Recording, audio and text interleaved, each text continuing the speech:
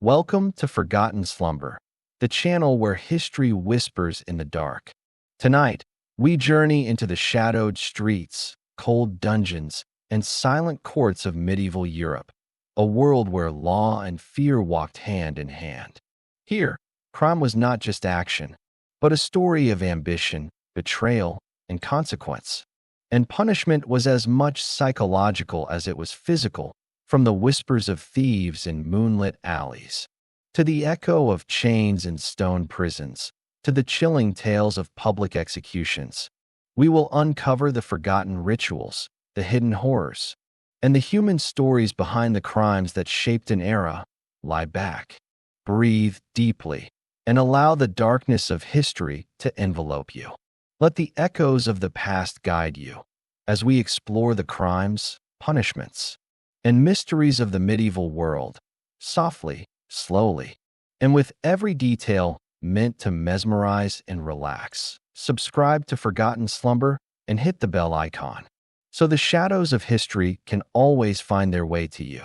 Chapter 1: Shadows over the Middle Ages. An introduction to crime and punishment. The Middle Ages, cloaked in mystery and shadow, are often remembered for castles, knights, and battles. Yet beneath this grandeur lay a world ruled by fear, suspicion, and rigid justice. Medieval towns were narrow, cobblestoned, and dark, with smoke and the mingled scent of animals and humans heavy in the air. Life was harsh, survival delicate, and the consequences of wrongdoing immediate and severe. Crime was not merely moral deviation, but a challenge to the fragile social order. Villages depended on cooperation, merchants on protection, nobles on respect. When laws were broken, punishment was visible, swift, and often brutal.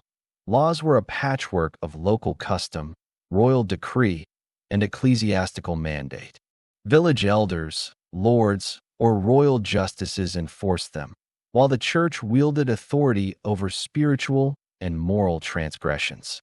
Heresy, blasphemy, and disobedience to ecclesiastical authority could result in trials harsher than theft or murder.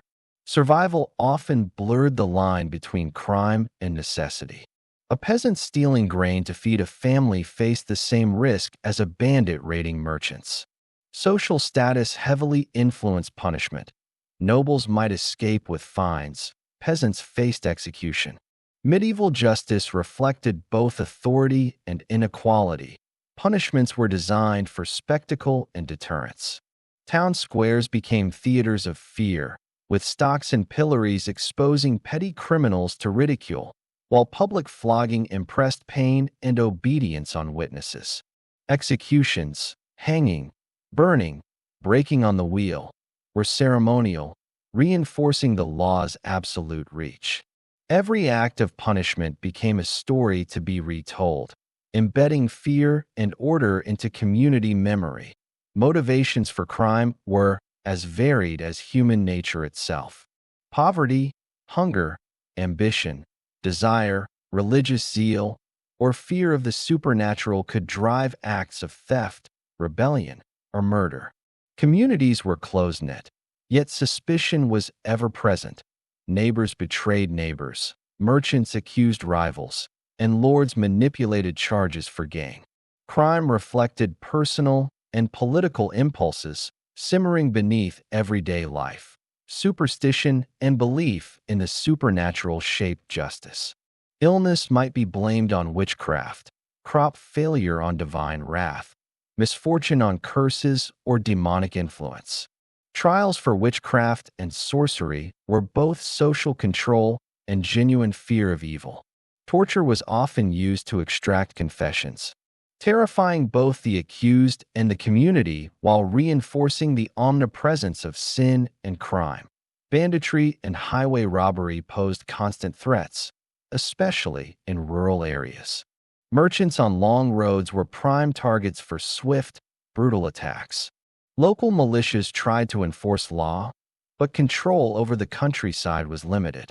Fear of ambush and hidden traps shaped daily life, and dark tales of violence circulated as oral warnings. Urban centers, while hubs of trade and culture were rife with crime. Crowded streets and social inequality made theft, fraud, and violence commonplace. Reputation and honor were vital. Even minor accusations could ruin a life. Guilds monitored behavior, punishing members to maintain trade integrity and societal norms.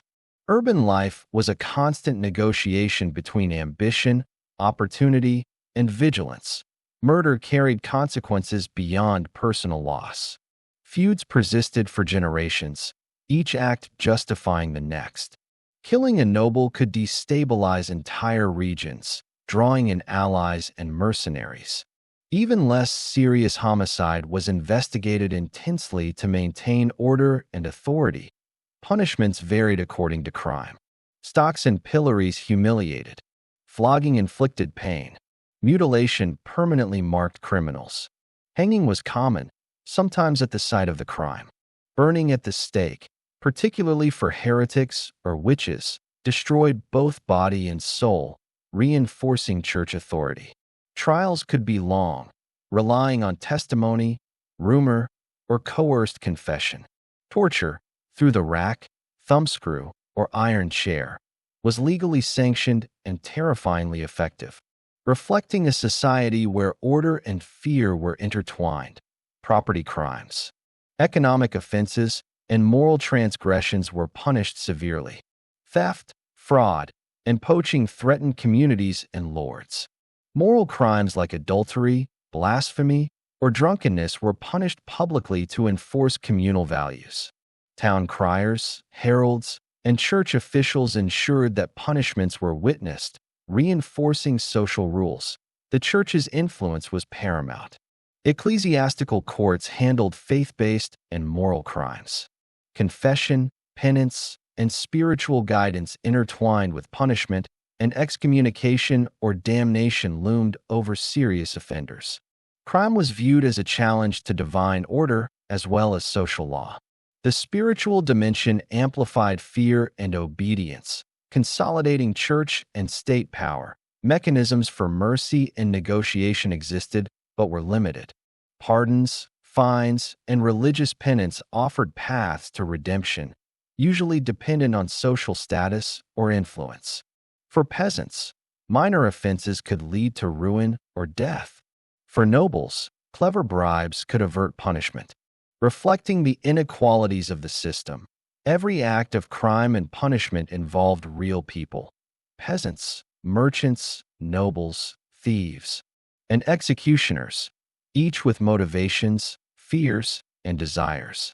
Legal records, chronicles, and folklore offer windows into these human experiences. They reveal cruelty, yes, but also resilience, ingenuity, and courage, showing how individuals navigated a harsh, unpredictable world. The Middle Ages were a stage where ambition, greed, morality, and law intersected. Public squares, dark alleys, dungeons, and battlefields were theaters of human behavior shaped by fear and order. Survival required vigilance, courage, and sometimes luck.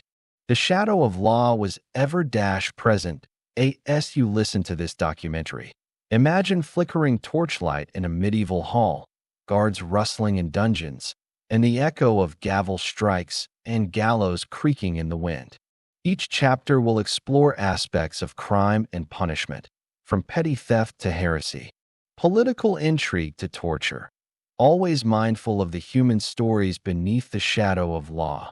The Middle Ages were a world of contradictions, brutal yet beautiful, fearful yet fascinating, dark yet illuminated by moments of courage and justice. Within these contradictions, the stories of crime and punishment unfold, inviting you to explore, understand, and feel the calm weight of history settling as you listen. Welcome, then, to the shadows of medieval Europe. Welcome to the beginning of a journey through crime, punishment, and the fragile threads that held society together in a world of fear and order. Chapter 2. The Silent Hand of Faith. The Church and Crime in the Middle Ages. In the Middle Ages, the Church was far more than a place of worship. It was the invisible hand that guided society, shaping life, death, morality, law, sin, and punishment.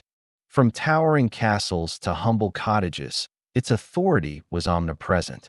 To understand medieval crime, one must first grasp the immense power of this institution. The sacred and secular were intertwined, and in many ways, the church acted as judge, jury, and sometimes executioner. Crime and sin were inseparable in the medieval worldview.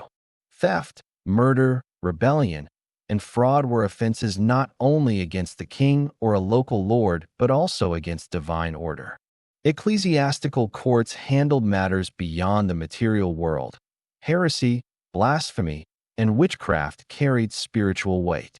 Those accused faced not just earthly punishment, but the terrifying possibility of eternal damnation. This ever-present fear of divine retribution shaped behavior in a society where disease, famine, and war were constant threats. Church authority extended through all layers of society. Bishops, abbots, and priests were spiritual guides and legal authorities. They could summon individuals, demand confessions, and assign penance. Confession, often in a shadowed booth, provided intimate knowledge of transgressions that might never reach secular courts. In this dual role of guidance and surveillance, crime became both a personal and spiritual failure, and exposure was always a threat. Heresy was one of the gravest offenses. To challenge the church was to destabilize society itself. Accused heretics faced inquisitions, rigorous investigations designed to root out dissent. Inquisitors, figures of both fear and respect, wielded immense power. Questioning was relentless, confessions were pressured, and excommunication was a constant threat. Many of these confessions survive in historical records, offering chilling glimpses into this system of spiritual and legal authority. Witchcraft, too, fell under church scrutiny. Belief in witches and sorcery varied across Europe, but fear of malevolent magic was widespread. Marginalized women were frequent targets, accused of cursing neighbors or consorting with demons. Trials were terrifyingly meticulous. Evidence often relied on rumor, testimony, or spectral sightings, and confessions were frequently coerced. Punishments included imprisonment, mutilation, or burning at the stake. These trials reinforced both the church's authority and the omnipresent shadow of fear. Moral crimes were equally scrutinized. Adultery, blasphemy, sodomy, and other sins were punished not only for moral reasons, but because they could disrupt social cohesion. Parish priests acted as moral monitors, reporting transgressions to higher authorities. Punishments included public penance, fines, and corporal measures. Every act served as a warning, reinforcing obedience and reminding communities that divine authority was inescapable. The overlap of church and secular law created complexity and tension. Some crimes fell under both jurisdictions, with secular courts administering physical punishment while the church demanded spiritual penance. Political considerations often shaped justice. Kings and lords relied on church legitimacy to enforce authority, while the church demanded loyalty. Crime and punishment were never purely legal matters. They were entwined with faith, hierarchy, and power. Torture was a chilling instrument of ecclesiastical justice. Like secular authorities, the church used it to extract confessions and enforce compliance. The rack, thumbscrews, and other devices were tools of persuasion, designed to break the will of the accused. Torture was framed as a path to truth and spiritual cleansing, yet its terror extended far beyond individuals, reinforcing the church's omnipresence and instilling fear in entire communities. Trial procedures were solemn and methodical. Clerics presided with meticulous attention, questioning the accused and witnesses. Documents, often in Latin, recorded every detail. Trials could last days or months, with the accused isolated and intimidated, while mercy was rare. Public observation of proceedings sometimes occurred, turning justice into spectacle and further asserting church dominance in both spiritual and temporal matters. Punishments were as varied as they were symbolic. Public penance, kneeling, fasting, processions, was common. Offenders might wear identifying symbols marking them as sinners for all to see. In extreme cases, the church collaborated with secular authorities for executions. Burning at the stake, particularly for heresy or witchcraft, aimed to purify the soul and terrify the living. Lesser punishments carried psychological weight, reminding communities that law, morality, and faith were inseparable. The church's influence extended far beyond courts. Parish life, sermons, and festivals reinforced moral codes and social expectations. Priests and monks interpreted scripture to guide behavior. Stories of saints, sinners, and divine retribution created a cultural atmosphere where crime was feared, mythologized, and omnipresent. The ordinary person constantly knew their actions were observed and judged by both God and man. Yet the church was not solely an instrument of fear. It provided avenues for mercy, rehabilitation, and reconciliation. Confession offered spiritual redemption, while penance or charitable acts could restore social standing. Monasteries sometimes sheltered the accused or provided counsel, and ecclesiastical authorities occasionally prevented unjust punishment. This dual role of fear and guidance made the church a complex, omnipresent force shaping behavior, morals, and law. Political influence further amplified the church's power. Kings and lords relied on ecclesiastical endorsement to legitimize authority, while disputes between secular and religious powers were common. Church law affected succession, property, and diplomacy. Crimes that might appear local or personal were often framed as threats to divine order and social stability. The threat of excommunication or interdict could silence entire towns or kingdoms, demonstrating the church's ability to enforce obedience without direct violence. Heresy and dissent were treated with particular severity. They threatened not just individual souls, but the social and spiritual fabric of Europe. The Inquisition, which would later become infamous, began as a medieval effort to preserve orthodoxy. Accusations often arose from rumor, jealousy, or political maneuvering, and the accused were frequently powerless. Trials emphasized confession and repentance, with torture sometimes used. Communities lived under the constant shadow of fear. Yet the church maintained its role as moral guide, protector of divine law, and ultimate authority over sin. The church's influence extended to everyday criminal behavior. Theft, assault, and murder were addressed morally. Clergy imposed penance, fines, or public shame, while sermons recounted consequences of crime, blending religious teaching with social control. Communities internalized these lessons, and law, morality, and faith became inseparable. Ecclesiastical authority was tangible in towns and villages. Bells tolled for prayer, confessionals awaited penitence, and parish records documented lives, and often transgressions.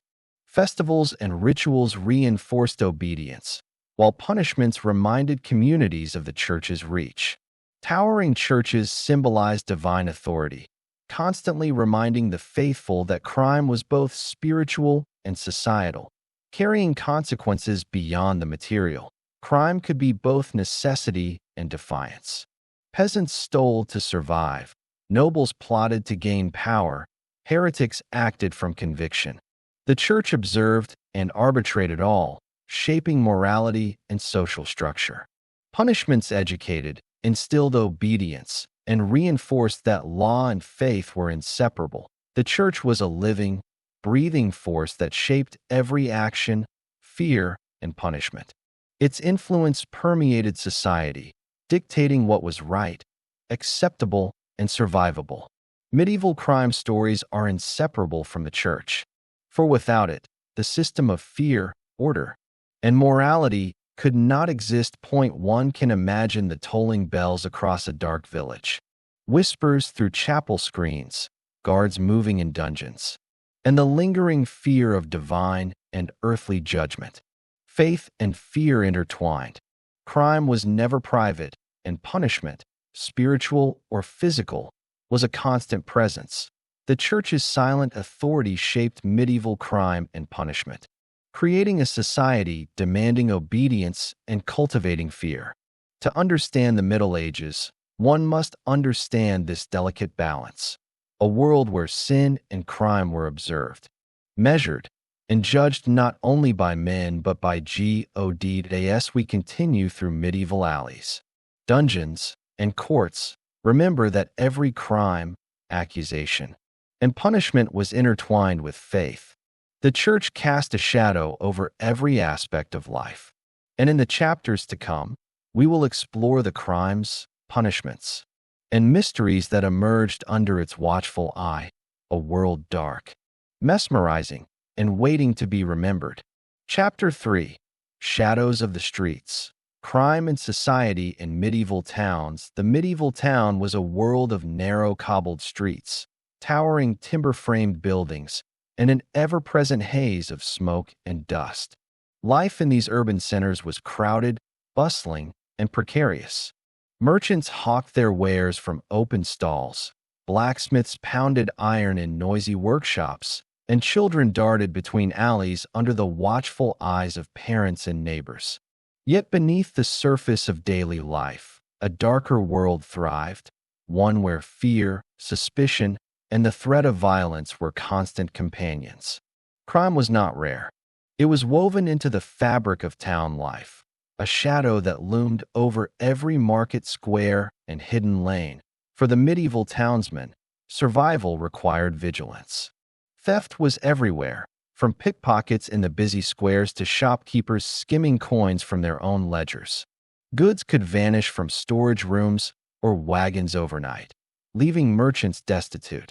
The threat of burglary extended beyond personal property. A stolen purse could mean starvation, and missing livestock could devastate an entire household.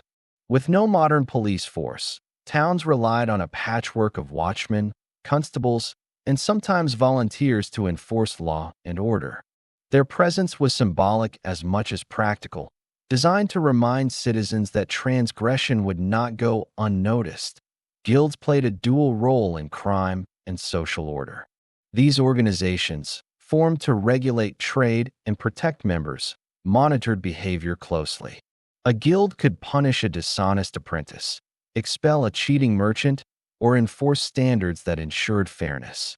Violations of these codes were met with fines, public shaming, or expulsion, reflecting the interconnectedness of morality, legality, and economic survival. In many ways, guilds were mini police forces, enforcing ethical standards and deterring criminal behavior within the marketplace. Yet outside these regulated areas, the streets could be treacherous. Vagabonds, beggars, and wandering thieves roamed the alleys and byways. Some were desperate, stealing to survive. Others were ruthless, preying on the weak or isolated. Violence erupted over disputes of territory, debt, or insult, and simple arguments could escalate to bloodshed. Towns were rife with rumors of hidden knives, sudden ambushes, and nighttime attacks, all of which fueled a culture of fear. The vigilance required to survive meant that even casual travelers navigated their surroundings with caution, always aware that danger lurked around the next corner. Public punishment was central to maintaining order in urban spaces. The stocks and pillories were strategically placed in marketplaces or squares, turning humiliation into spectacle. Crowds gathered to watch the guilty endure exposure, ridicule, and discomfort. These punishments served as lessons, both practical and psychological, reinforcing obedience and signaling that crime carried consequences. More severe transgressions, such as violent assault, murder, or theft of property from the wealthy, could result in execution, often staged in the same public spaces where the crime might have been committed. The gallows became a grim landmark, a silent testament to the reach of justice and the fragility of human life. Crime in towns was not limited to physical theft or violence. Fraud, deception, and counterfeiting were pervasive, especially as the economy grew more complex. Merchants could be swindled with false weights, counterfeit coins, or fraudulent contracts. Legal remedies existed, but they were slow and often inaccessible to the poorest citizens. Wealthy merchants might hire advocates or influence magistrates, while commoners relied on the limited protection of guilds or the goodwill of local authorities. This inequality reinforced the sense that survival depended not only on skill and honesty, but also on cunning and awareness of power dynamics. Urban life was also haunted by moral and religious concerns. Crimes such as adultery, blasphemy, and sodomy were prosecuted with the full weight of both church and civic authority. Clerics monitored the community, reporting transgressions to courts, while secular magistrates enforced punishment. Public penance, fines, or corporal punishment were common, designed to correct behavior and maintain social cohesion. Fear of divine retribution was ever present. A person might obey laws and moral codes not only to avoid physical punishment, but also to protect their soul from eternal consequences. The interplay of crime, punishment, and superstition was particularly pronounced in towns.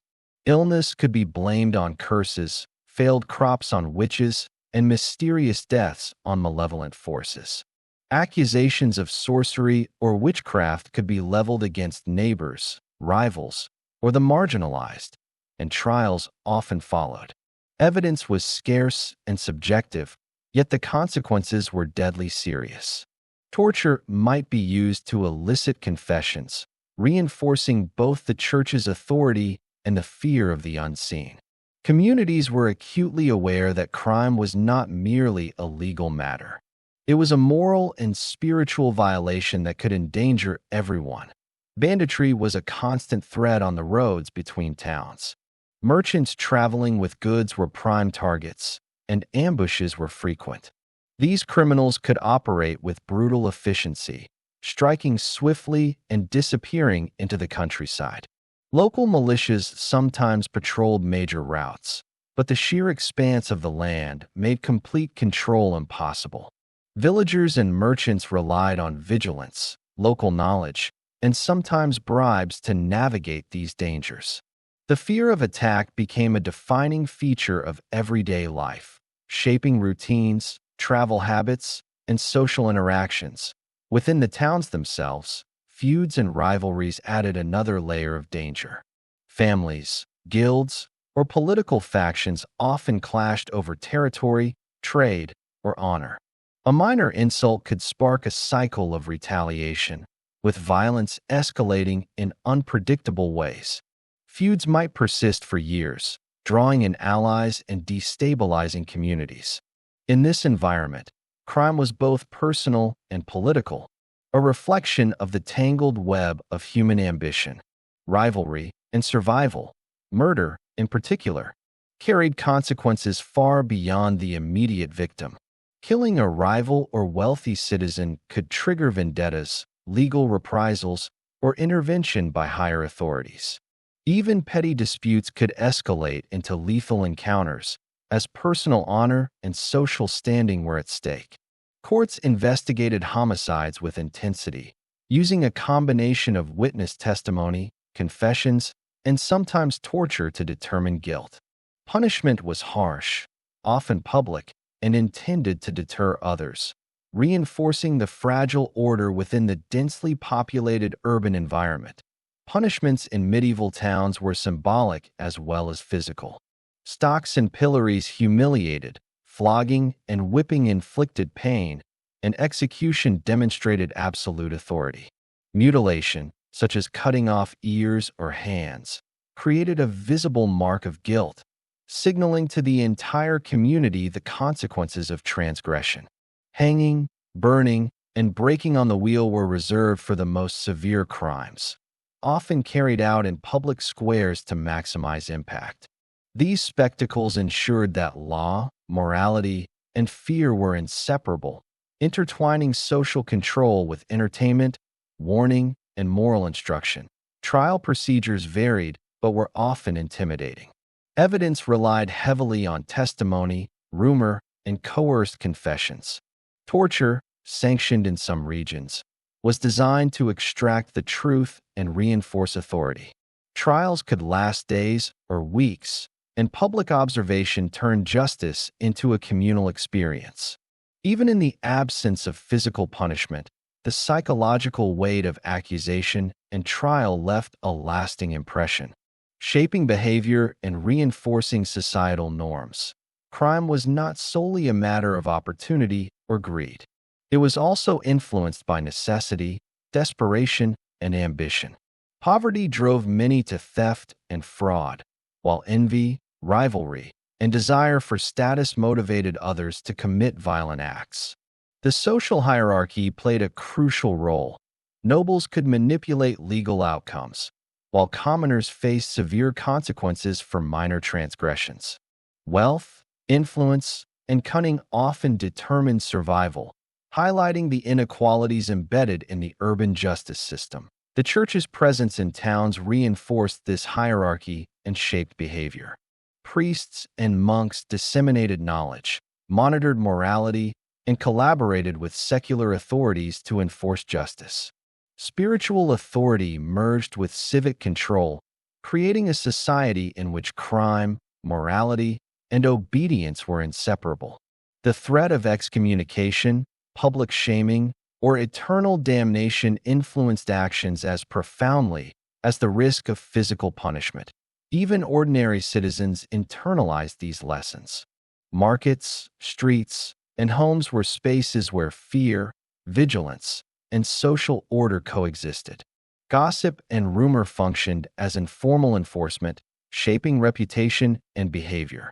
Stories of thieves caught in the act, heretics burned, and feuding families punished circulated widely, reinforcing communal memory and maintaining social cohesion. Crime was never isolated. It was a shared concern, a thread in the social fabric that defined medieval urban life. In this environment, survival depended on constant awareness, prudence, and sometimes cunning. Citizens navigated a world where every action carried risk, every accusation could be fatal, and every misstep was observed. Justice was not abstract. It was immediate, public, and deeply intertwined with morality and faith. Chapter 4: Shadows of the Streets. Crime among the common folk. The cobblestone streets of medieval towns held a rhythm of life that was both ordinary and dangerous, a delicate dance between survival and transgression. In the flickering torchlight of narrow alleys, merchants carried their wares with caution, peasants traveled with watchful eyes, and children learned early the perils of curiosity and disobedience. Crime, in these streets, was as much a part of daily existence as trade, prayer, or toil. It was immediate, tangible, and inseparable from the harsh realities of survival. For the common folk, the line between necessity and lawlessness was thin. Hunger could drive a man to steal bread from a neighbor's cart, or to pilfer grain from communal storage. Desperation transformed petty theft into a moral dilemma, yet medieval justice rarely distinguished motive. A peasant's crime, though born of necessity, could be punished with the same severity as that of a seasoned bandit. Public shaming, flogging, or branding reinforced the community's understanding that social order was absolute. Even when survival demanded bending the rules, bandits and highwaymen were ever-present threats in the countryside. Roads connecting towns were perilous, lined with forests, hills, and hidden ambush points. Merchants and travelers carried goods and coins, and the risk of attack was constant.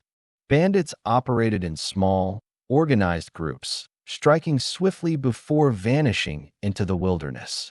Tales of their cunning and brutality spread quickly, forming a dark oral history that reinforced vigilance. Villagers, wary and suspicious, learned to navigate these dangers with ingenuity, traveling in groups. paying tolls to local militias, or leaving offerings to ward off misfortune. In towns and cities, the nature of crime shifted with density and opportunity. Crowded streets and bustling markets provided both cover and temptation. Pickpockets plied their trade in the chaos, while fraudsters and con artists preyed on the gullible. Guilds and local authorities attempted to regulate behavior, enforcing codes and punishing those who transgressed. Yet the unpredictability of urban life meant that theft, deception, and violence were persistent challenges. For ordinary citizens, vigilance was a daily necessity, a skill passed down through stories, warnings, and first-hand experience. Violent crime among commoners reflected both survival instincts and social tensions. Fights could erupt over disputes about land, wages, or perceived slights. Blood feuds, while more common among noble families, occasionally touched the lives of peasants and merchants. Justice was local, administered by village elders, town councils, or the lord's officers. Punishments were public, deliberate, and designed to serve as warnings. Stocks, pillories, public whippings, and execution sites communicated the consequences of defiance, ensuring that the lessons were witnessed by the community at large. Economic desperation, too, shaped crime. Peasants faced famine, taxation, and feudal obligations, while townsfolk navigated markets and guild restrictions. Smuggling, poaching, and forgery were acts born of necessity, ambition, or greed. Authorities sought to maintain order through fines, corporal punishment, or confiscation of goods. Yet the uneven application of justice meant that social status played a decisive role. Wealth or connections could mitigate punishment, while the powerless faced immediate and often severe consequences. In this world, fairness was scarce, and survival demanded both cunning and compliance. The supernatural also influenced the perception of crime among commoners. Fear of curses, demons, and witches colored daily life. Illness, crop failure, or misfortune was often attributed to malevolent forces or individuals accused of dark arts. Witchcraft accusations, while more thoroughly pursued by ecclesiastical courts, frequently began as rumors or suspicions in local communities. The accused, often women on society's margins, faced both social ostracism and legal peril. Trials, confessions, and punishments reinforced the link between fear, morality, and law, creating a society in which the shadows of belief shaped behavior as much as tangible consequences. Murder, though less common among peasants than theft, carried heavy implications. Even minor violent acts could spark communal unrest, vengeance, and intervention by the lord or town authorities. Evidence was often circumstantial: testimony from neighbors, discovery of the weapon, or visible injury to the victim. Confessions, whether voluntary or extracted under threat, held immense weight. Punishments ranged from fines and penance to execution, depending on the severity of the act, the social standing of the parties, and the whims of local authorities. Murder was both a personal tragedy and a social disruption, demonstrating how closely crime was tied to community stability. The methods of punishment reflected the dual goals of deterrence and instruction. Public floggings communicated the consequences of physical violence, while stocks and pillories humiliated the offender, reinforcing social norms. Mutilation, cutting ears, noses, or hands, left a permanent mark, a visible lesson for the community. Hanging, whether in town squares or at crossroads, dramatized the absolute reach of justice. For the ordinary person, witnessing punishment was a form of education, an immersive reminder that the law was ever present, and disobedience carried consequences both immediate and enduring. Justice was rarely impartial. Social hierarchies deeply influenced outcomes. Nobles could negotiate, bribe, or appeal to higher authorities, while commoners were often powerless. The disparity reinforced social order and maintained the dominance of elite classes. Yet within this inequality, villagers, merchants, and artisans developed their own strategies for protection, negotiation, and survival. Knowledge of law, cunning in argument, and communal solidarity became tools to navigate a system designed to enforce hierarchy as much as to protect the innocent. Crime was also deeply connected to economy and trade. Theft, fraud, and breach of contract threatened the livelihoods of communities. Markets and guilds monitored behavior, punishing offenders to maintain trust. Merchant caravans employed guards, watchmen, and intricate strategies to safeguard goods. Peasants guarding communal resources faced similar pressures. Justice in economic matters reinforced both survival and the moral expectation of honesty, intertwining daily life with law enforcement. The human element of crime cannot be overlooked. Motivations range from hunger and poverty to ambition and revenge. Desire, jealousy, greed, and fear all played roles in shaping human behavior. Accusations could arise from misunderstanding, rumor, or deliberate malice. Trials reflected this complexity, weighing evidence, confession, and social dynamics. Even when punishment was applied, it often served multiple purposes: retribution, deterrence, and the reinforcement of societal values. Criminality among the common folk was both practical and symbolic.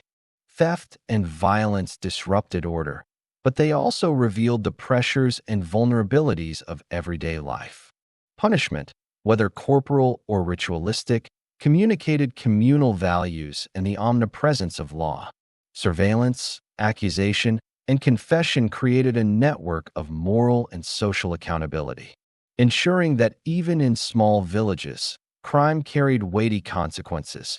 The tension between survival and obedience shaped behavior.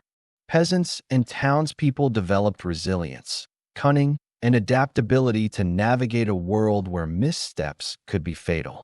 Knowledge of local laws, the mercy of authorities, and the support of neighbors often determined outcomes. Communities learned to balance fear, loyalty, and strategy, forming informal networks of protection and influence that supplemented official justice. Superstition and belief magnified these dynamics. Fear of divine punishment, curses, and witches meant that crime had moral, spiritual, and social dimensions. Ordinary acts of theft or violence could be interpreted as signs of sin or malice. Confession, penance, and ritual participation offered opportunities for redemption. But they also reinforced the idea that every action carried consequences beyond the immediate. This chapter illuminates not only the acts of crime themselves, but the human experiences intertwined with them. The desperation, the cunning, the resilience, and the moral complexity. The medieval streets were a theater where survival and transgression coexisted, where punishment was public and immediate, and where fear and law intertwined to shape everyday life. As you drift into the stories of medieval crime, consider the lives of those who navigated this dangerous world: the peasants, merchants, and townsfolk, whose experiences formed the foundation of a society where crime was a mirror reflecting both human nature and the fragile order that held their world together. Welcome, then, to the streets of medieval Europe, where every shadow, every corner, and every accusation tells a story of survival, fear, and justice in a world governed by law, morality, and power. Chapter 5: The Machinery of Punishment. Torture and justice in the Middle Ages. In medieval Europe, punishment was never a private affair. It was a public, theatrical, and deliberate expression of authority. Justice was designed to be seen, to instill fear, and to educate the populace about the consequences of crime. Town squares, crossroads, and marketplaces became stages for ritualized punishments, where the guilty were displayed and the law was made tangible. The instruments of retribution, whips, racks, stocks, and the gallows, were not chosen at random. Each conveyed a story about crime, sin, and the power of those who enforced the law. Punishment served multiple purposes: retribution, deterrence, moral instruction, and social control. It was as much about teaching the community as punishing the offender. Corporal punishment was one of the most visible tools of medieval justice. Flogging, administered with rods, whips, or switches, inflicted intense physical pain and left enduring marks, both on the body and the social reputation of the punished. Stocks and pillories immobilized offenders, exposing them to public ridicule, scorn, and sometimes physical abuse from onlookers. These forms of punishment were as much about humiliation as pain, embedding the memory of transgression in both the criminal and the witnesses. Every strike, every jeer, reinforced obedience, warning that lawlessness was not tolerated and authority was absolute. Mutilation was another instrument of deterrence. Offenders could have hands, ears, or noses severed. Some were branded with hot irons to permanently mark them as criminals. Theft, forgery, blasphemy, or rebellion often resulted in such permanent punishments, serving as visual reminders to society that lawbreaking left indelible scars. These measures reflected a belief that physical suffering and permanent signs could deter crime while reinforcing social hierarchy. Nobles might escape such treatment, but for peasants and lower classes, punishment was literal, visible, and severe.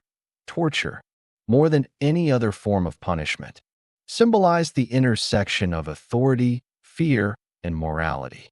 Legal authorities, both secular and ecclesiastical, employed devices designed to extract confessions, intimidate witnesses, and display power. The rack, thumbscrews, strappado, and iron chairs were carefully engineered to inflict maximum pain while keeping the victim alive. Torture was methodical. Victims were restrained, pain applied incrementally, and confessions recorded meticulously. It was framed as a means to uncover the truth and cleanse the soul, but it also had a performative element, demonstrating the absolute reach of authority. Public knowledge of these devices amplified fear, creating a culture where the possibility of suffering loomed over daily life. The rack, for instance, stretched limbs until joints dislocated, muscles tore, and terror gripped the body and mind. Victims would confess under the excruciating pain, their words carefully documented. Instruments like the iron chair combined immobilization, spikes, and heat to break both will and body. The strappado suspended individuals by their arms, often dislocating shoulders. Such methods were not only means of extracting truth, but also tools of social instruction.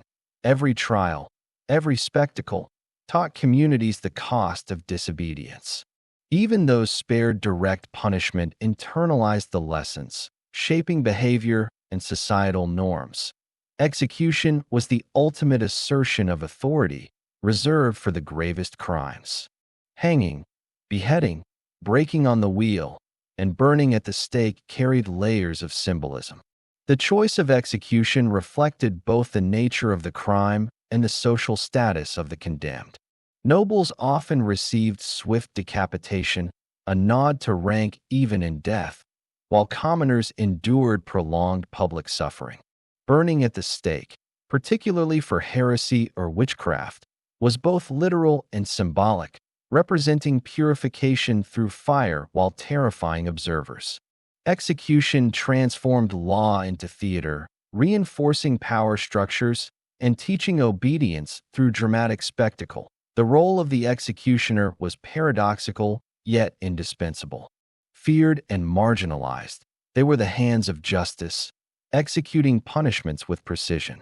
Executioners were skilled in the operation of instruments, understanding how to combine terror and ritual for maximum effect.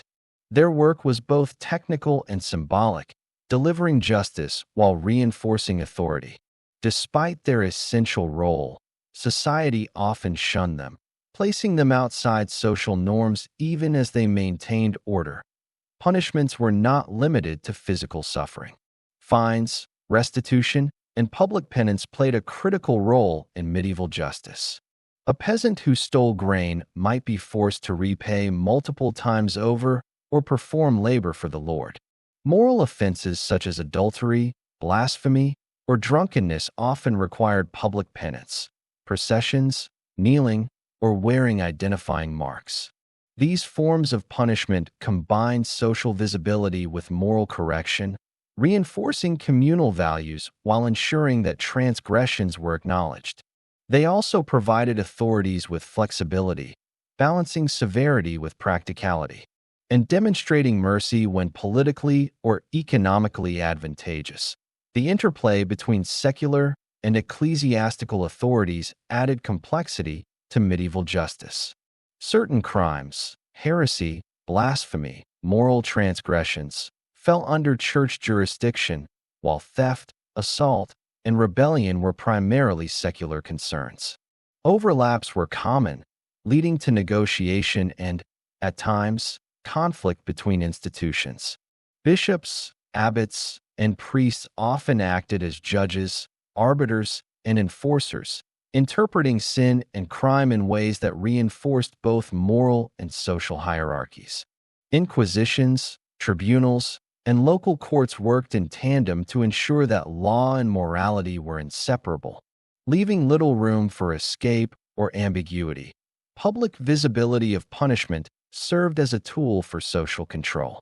Communities internalized lessons from each spectacle. Fear, shame, and awe reinforced obedience. Crowds witnessing floggings, mutilations, or executions were active participants, absorbing messages about hierarchy, morality, and the consequences of crime. Fear was both practical and psychological. Stories of torture, exaggerated or accurate, circulated widely, extending the reach of authority beyond the immediate spectacle. This fear shaped behavior, compelling compliance in a world where the law was inseparable from survival. Crime itself was complex, driven by necessity, greed, ambition, or revenge.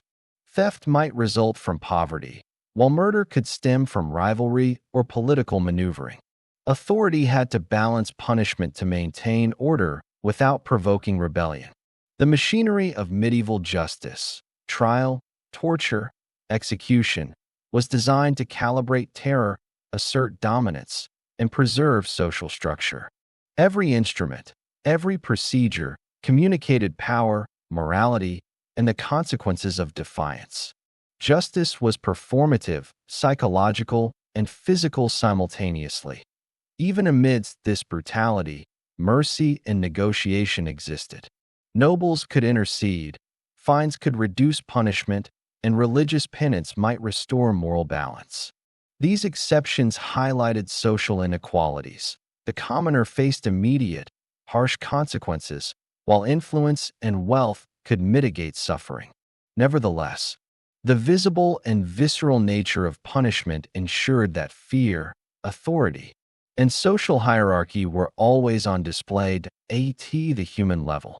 Punishment left lasting marks, physical, emotional, and social. Families and communities bore witness to suffering, internalizing lessons about crime, obedience, and hierarchy. Crowds experienced both horror and instruction, absorbing messages designed to shape behavior collectively.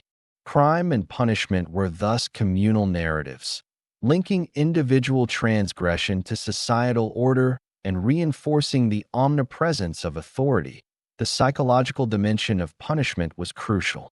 Fear, shame, and awe ensured compliance.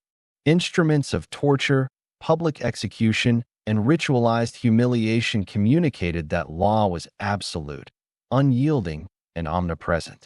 Even those not directly punished internalized the consequences, maintaining social order through collective vigilance and dread. Authority was as much about perception as application, and medieval justice carefully orchestrated both. The machinery of medieval punishment demonstrates the profound intertwining of law, morality, spectacle, and fear. Every flogging, mutilation, and execution communicated social lessons, reinforced hierarchy, and maintained communal order. Justice was inseparable from authority, morality, and public performance. In this world, crime was never a private matter. Punishment was a communal ritual, shaping perception, instilling fear, and preserving the delicate balance of power. As night falls over medieval towns. The echoes of gavel strikes, the clatter of chains, and the distant cries of the punished linger in memory.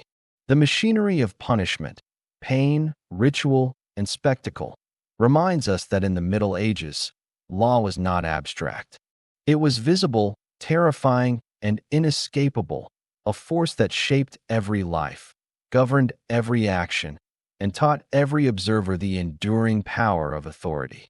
Chapter 6: Crime in the Shadows, Bandits, Outlaws, and the Dark Roads of the Middle Ages in the quiet expanse of medieval Europe. A world of narrow roads, dense forests, and remote villages. Lawlessness thrived in the shadows. Beyond the authority of lords and kings, bandits, highwaymen, and outlaws carved their own kingdoms, small, brutal domains defined by fear, cunning, and violence. Travel, commerce, and communication were fraught with danger. For peasants transporting grain, merchants carrying precious wares, or pilgrims journeying to distant shrines, every mile could bring a threat as real and lethal as the looming specter of the gallows. Banditry was not merely opportunistic. It was a way of life for many. Men, and sometimes women, born into poverty, exile, or dishonor found in theft and robbery a means of survival. Forests and hills offered concealment, while the lack of centralized law enforcement enabled them to strike swiftly and vanish without trace. Villages lived under constant unease, wary of both passing strangers and neighbors who might betray them. Stories of ambushes spread quickly, carried by travelers' whispers and merchants' tales, and every account added weight to the collective fear, ensuring that the lawless remained both myth and reality in the public imagination. Highwaymen, mounted and skilled with bow or blade, were particularly feared along major trade routes. Merchants traveling from one market town to another could fall victim to sudden attacks, their carts overturned, goods seized, and lives threatened. For those who lived near these routes, vigilance became routine. Watchmen, local militias, and armed escorts were employed to protect travelers, yet success was never guaranteed. The psychological impact was profound. Every shadow, rustling bush, or distant hoofbeat could signal danger, turning even mundane journeys into exercises in fear and caution. Bandits often formed small, organized groups with strict internal codes. Loyalty within these groups was paramount, enforced by violence and mutual dependency. Betrayal was punished harshly, sometimes with death, reinforcing cohesion and the fear of punishment both internally and externally. The social structure of these outlaw bands mirrored, in miniature, the hierarchies they opposed. Leadership, loyalty, and cunning dictated survival, and even the lawless were bound by rules designed to maximize efficiency, minimize exposure, and protect the spoils of their ventures. Outlaws did more than steal. They challenged authority itself. Attacks on merchants, lords' property, and pilgrims were statements of defiance, eroding the perception of power and control.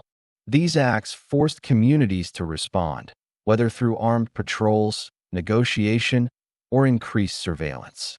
Lords and local authorities sought to reassert dominance, often with swift and brutal retaliation.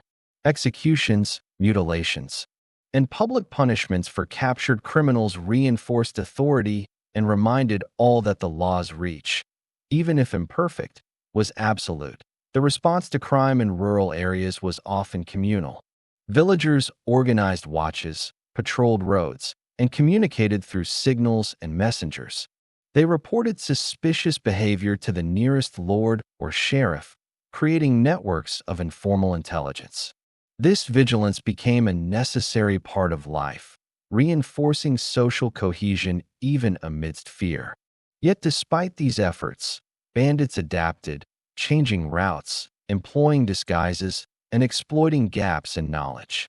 Their persistence underscored the precariousness of medieval security and the constant negotiation between authority and lawlessness that in towns, crime took on a different form. Crowded streets, narrow alleys, and bustling markets created opportunities for pickpockets, thieves, and con artists. Guilds and local authorities attempted to regulate behavior, but enforcement was inconsistent. Merchants relied on protection, often hiring guards or paying fees to authorities for safe passage.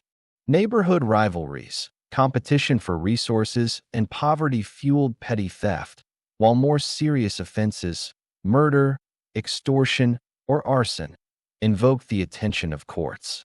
Urban crime was a reflection of density, opportunity, and social tension, a counterpart to the rural dangers of the open road. The intersection of crime and punishment in medieval Europe was complex. Captured bandits faced trials that were both judicial and symbolic.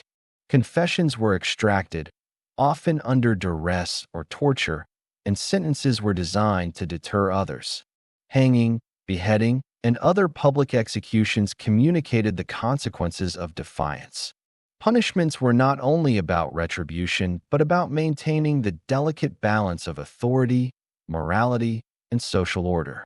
Even those accused of minor crimes faced humiliation in pillories or fines, reinforcing the omnipresence of law.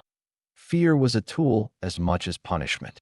Tales of bandits' cruelty spread faster than the criminals themselves, creating a psychological deterrent that extended far beyond the individuals involved. Communities internalized these narratives, learning vigilance, caution, and obedience. The stories, exaggerated or factual, became part of the collective memory, shaping perception and behavior. The line between legend and reality blurred, and the criminal's reputation could be as influential as their actions, instilling fear even in their absence. Crime was not always straightforwardly evil. Poverty, famine, and displacement drove many to desperate acts. A peasant stealing grain to feed a starving family, a merchant diverting goods for survival, or a disenfranchised noble resorting to outlawry highlighted the moral ambiguity inherent in medieval law. Authority, however, rarely distinguished motive from action. The machinery of justice demanded compliance, punished deviation, and enforced order, regardless of circumstance. Survival and morality were often at odds, and the shadow of punishment loomed over every choice. Bandits, highwaymen, and outlaws were not just criminals. They were symbols of the tension between human desire, necessity, and authority. They exposed vulnerabilities in systems of power, challenged hierarchies, and inspired both terror and fascination. Chroniclers, minstrels, and later historians recorded their exploits, turning criminals into legends. Their lives illustrate the persistent interplay between fear, opportunity, and authority that defined medieval Europe.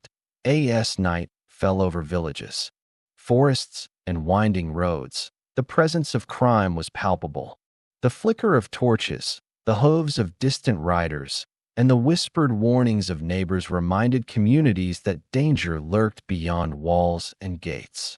Authority extended only so far. Beyond that, survival required vigilance, cunning, and courage. The Middle Ages were a world in which law and lawlessness coexisted in uneasy balance, and every journey, trade, and encounter carried risk. This world of shadows and peril demonstrates that crime in medieval Europe was as much about social order as individual transgression. Bandits and outlaws existed at the margins, challenging both law and morality, yet also reflecting the deep inequalities, vulnerabilities, and survival imperatives of the age. Their presence shaped communities, influenced policy, and left a lasting imprint on the collective consciousness of the time. Fear was not incidental.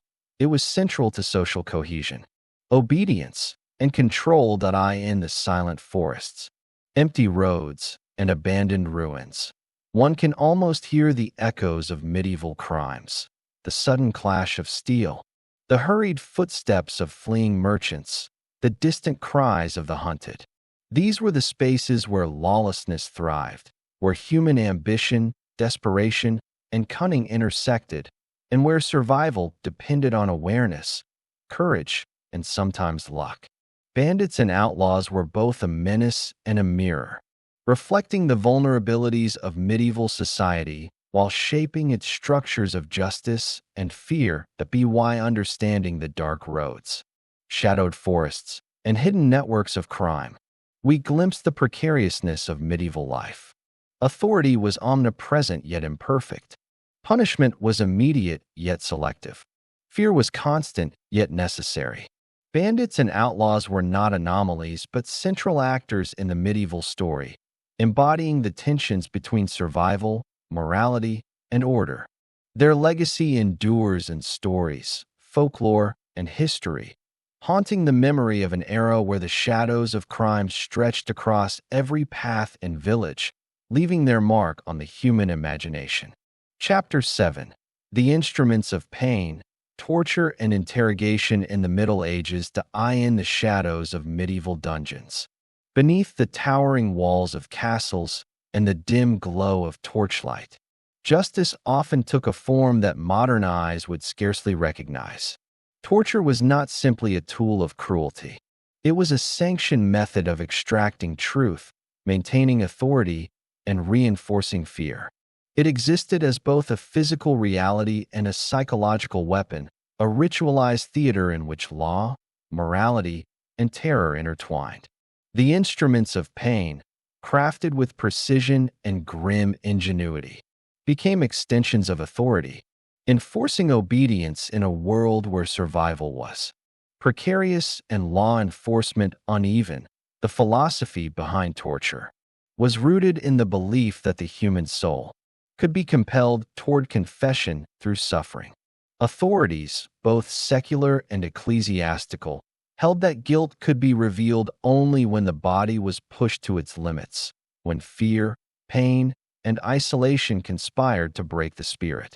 Confessions extracted under duress were considered legitimate and powerful evidence, and the mere knowledge of such methods created a climate of intimidation that extended far beyond the walls of the dungeon. For the population at large, the threat of torment was a constant reminder that deviation from law, order, or faith would not be tolerated. Dungeons themselves were often dark, damp, and designed to disorient. The air was thick with the scent of smoke, decay, and unwashed bodies.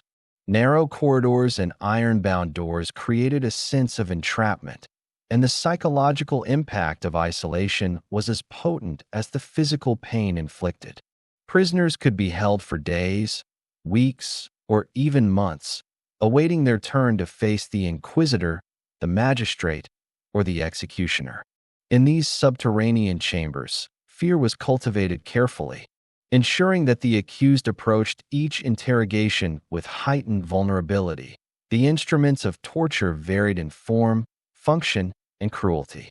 The rack, one of the most notorious devices, stretched the body painfully, dislocating joints and tearing muscles, leaving the prisoner screaming for relief. The thumbscrew crushed fingers with slow, deliberate pressure, a methodical extraction of both pain and confession. Iron chairs, spikes hidden beneath their seats, and cages designed to suspend or constrain the body, were employed not just to punish but to convey a message that authority could reach into the most intimate spaces of human experience and bend the body and spirit to its will beyond physical devices. Torture was psychological as well as corporeal. Prisoners were often subjected to humiliation, threats, and sensory deprivation. Sleep deprivation, constant illumination, and the sound of others in torment amplified fear. The anticipation of pain, carefully managed by interrogators, created a mental landscape in which the will could be broken even before the body was tested. The theater of interrogation was calculated, a choreography of terror designed to produce compliance, confession, and obedience. Torture served multiple purposes. It was investigative, aiming to extract confessions, uncover accomplices, or resolve disputes. It was punitive, punishing perceived transgression before formal sentencing. And it was performative, a spectacle for the surrounding community or for those within the corridors of power. News of torments spread quickly, carried by messengers, scribes, and witnesses, reinforcing the authority of those in control and deterring potential transgressors. The psychological imprint of torture was magnified by its visibility, ensuring that fear permeated both individual and collective consciousness. The legal frameworks governing torture were detailed and codified, varying between regions and authorities. Ecclesiastical courts, particularly during the Inquisitions, established rigorous procedures for its application. Torture required authorization from a judge or inquisitor, and methods were regulated to some degree to prevent death before confession. Secular authorities also employed torture, often with fewer restrictions, targeting thieves, rebels, and political enemies. In both spheres, the use of these devices reflected an understanding of pain not merely as a physical sensation, but as a tool to achieve social, political, and spiritual ends. Prisoners subjected to torture were frequently accused of a broad range of crimes. Heresy, blasphemy, theft, murder, and witchcraft could all bring a person into the dungeon. Women accused of sorcery, marginalized individuals, or political dissidents were particularly vulnerable. The methods used were tailored to the nature of the crime and the perceived obstinacy of the accused. Those who resisted initially might face escalation, from simple restraint and discomfort to excruciating mechanical devices. This calibrated cruelty ensured that authorities maintained control over both the process and the outcome. Yet torture was not only an instrument of control. It was a reflection of the social, cultural, and moral structures of the Middle Ages. The belief in divine justice, the fear of sin, and the intertwining of religious and secular authority created an environment where pain was not seen merely as cruel, but as morally justified. Infliction of suffering was framed as a path to truth, a cleansing of sin, and an enforcement of divine and temporal order. In this sense, torture was both a practical and ideological tool, enforcing conformity in a society where deviation threatened not just individuals, but the broader social fabric. The psychological consequences were profound. Prisoners often confessed to crimes they had not committed, driven by the unbearable weight of anticipation, fear, and pain. The testimonies collected under these circumstances became historical records, shaping narratives of guilt, innocence, and moral failure. The process reinforced the authority of the interrogators and the institutions they represented, creating a feedback loop in which fear, confession, and punishment perpetuated each other. Communities internalized these lessons, reinforcing obedience, vigilance, and social cohesion through the very knowledge of what could happen in the shadows, despite its brutality. Medieval society accepted torture as a necessary instrument of governance. Chroniclers and legal scholars debated methods and limits, yet few questioned the underlying principle that pain, fear, and humiliation could compel truth and maintain order. The instruments themselves, carefully crafted and maintained, were symbols of authority as much as practical tools. Their presence in dungeons, courts, and chronicles communicated power, ensuring that both the accused and the observers understood the consequences of transgression. Torture was often a prelude to formal punishment, not a substitute for it. Once confession was extracted or guilt established, the accused might face public execution, flogging, mutilation, or imprisonment. The dual process ensured that both private and public aspects of justice were addressed. The individual experienced suffering, while the community witnessed the reinforcement of order and authority. Pain became a narrative, a story told to reinforce norms, expectations, and obedience. The legacy of these methods endured beyond the Middle Ages, shaping perceptions of justice, authority, and the human capacity for cruelty. The instruments of pain, once tools of necessity in a precarious society, now serve as stark reminders of the ways in which fear and power were intertwined. They reflect a world where law, morality, and survival intersected in complex, often terrifying ways. The Middle Ages were not merely a period of knights and castles. They were a time when the shadows of torture, interrogation, and fear were woven into the very fabric of society. As the torches flickered and the iron devices cast long shadows on cold stone walls, prisoners confronted the stark reality of authority, pain, and mortality. Every twist of the rack, every turn of the thumbscrew, and every threat whispered in the darkness reinforced a society built on obedience, terror, and vigilance. The lessons of the dungeon extended beyond its walls, shaping behavior, reinforcing hierarchy, and embedding fear in the collective consciousness. Torture was a language in itself, a means of communication between rulers and ruled, between law and transgression, and between the living and the shadow of death that loomed over all. In understanding these instruments of pain, one glimpses the intricate and terrifying mechanisms of medieval control. Torture was not arbitrary. It was systematic, ritualized, and intertwined with every level of society. Its existence illustrates the precariousness of life, the omnipresence of authority, and the interdependence of fear and order.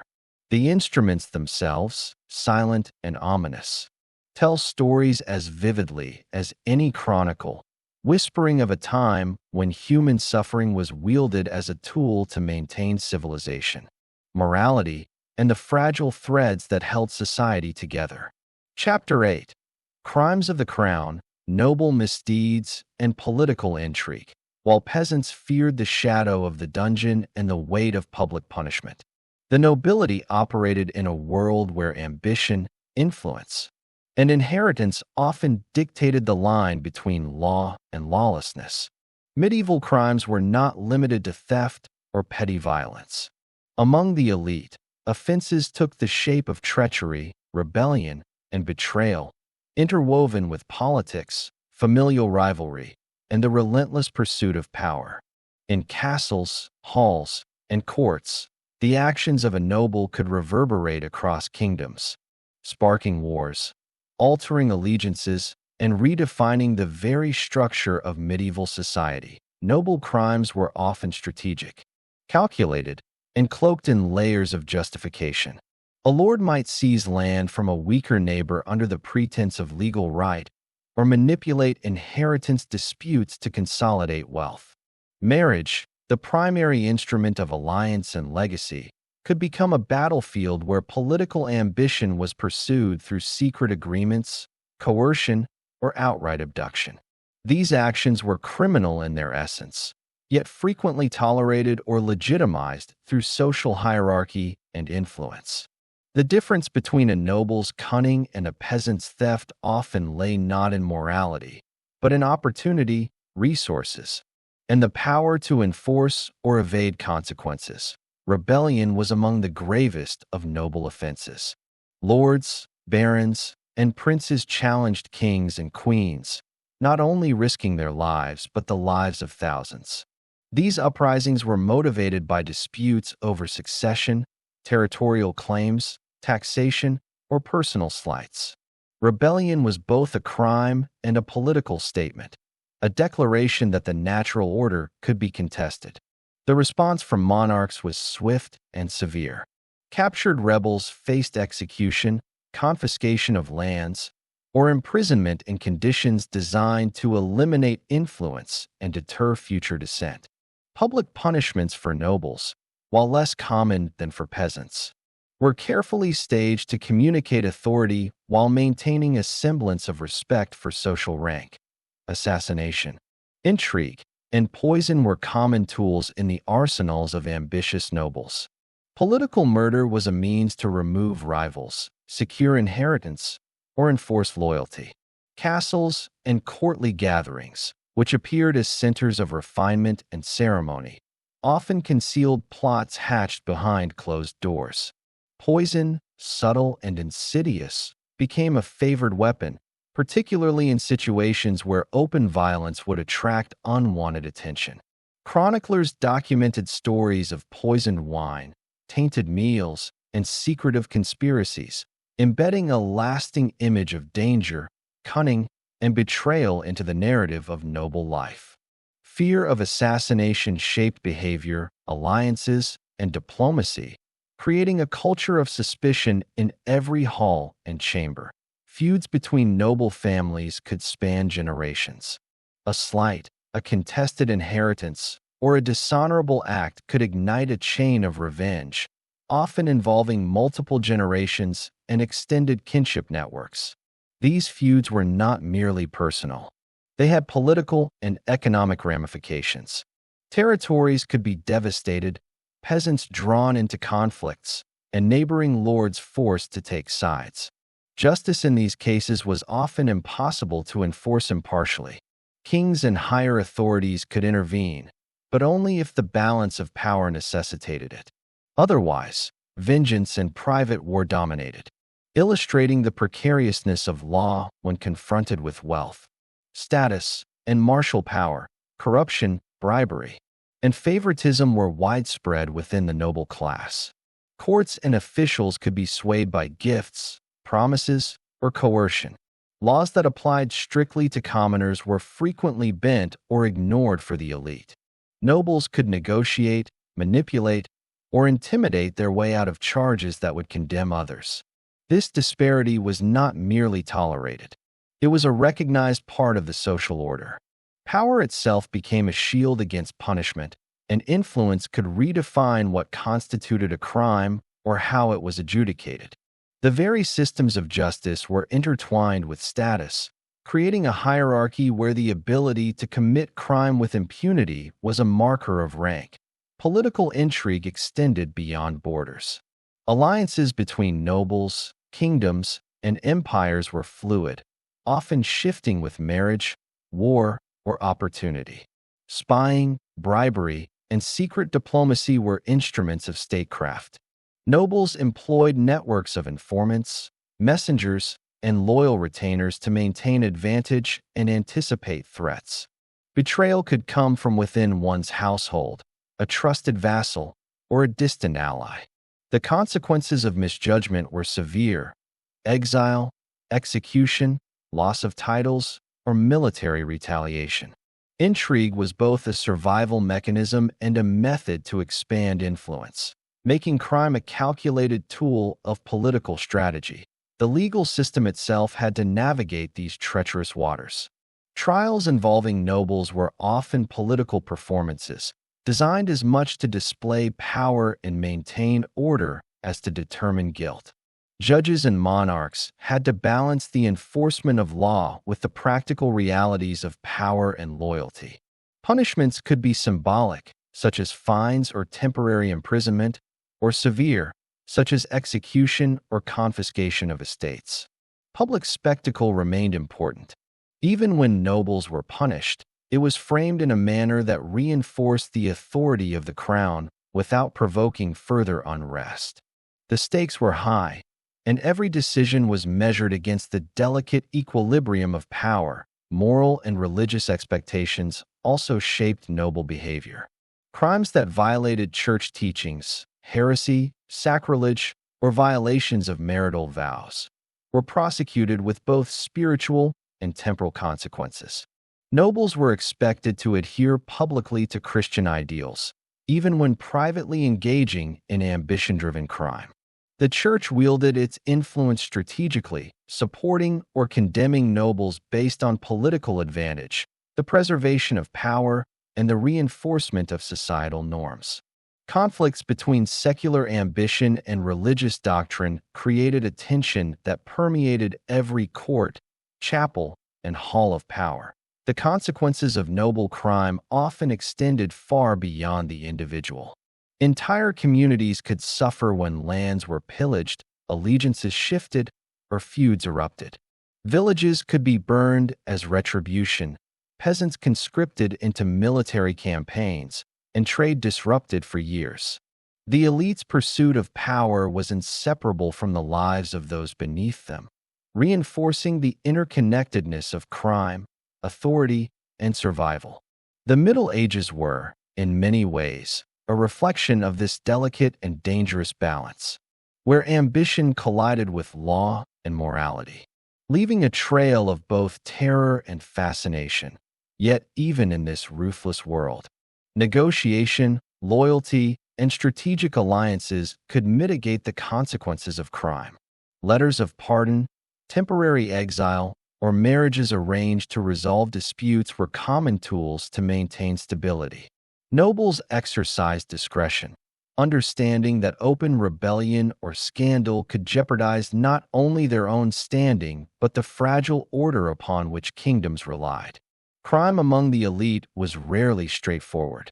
It was a negotiation of power, a game of risk, and a continuous test of political acumen. The fascination with noble crime endures because it illuminates the human dimensions of ambition, fear, and morality. The tales of treachery, conspiracy, and assassination reveal a world where law was malleable, justice was intertwined with rank, and survival depended on wit, courage, and sometimes ruthless cunning.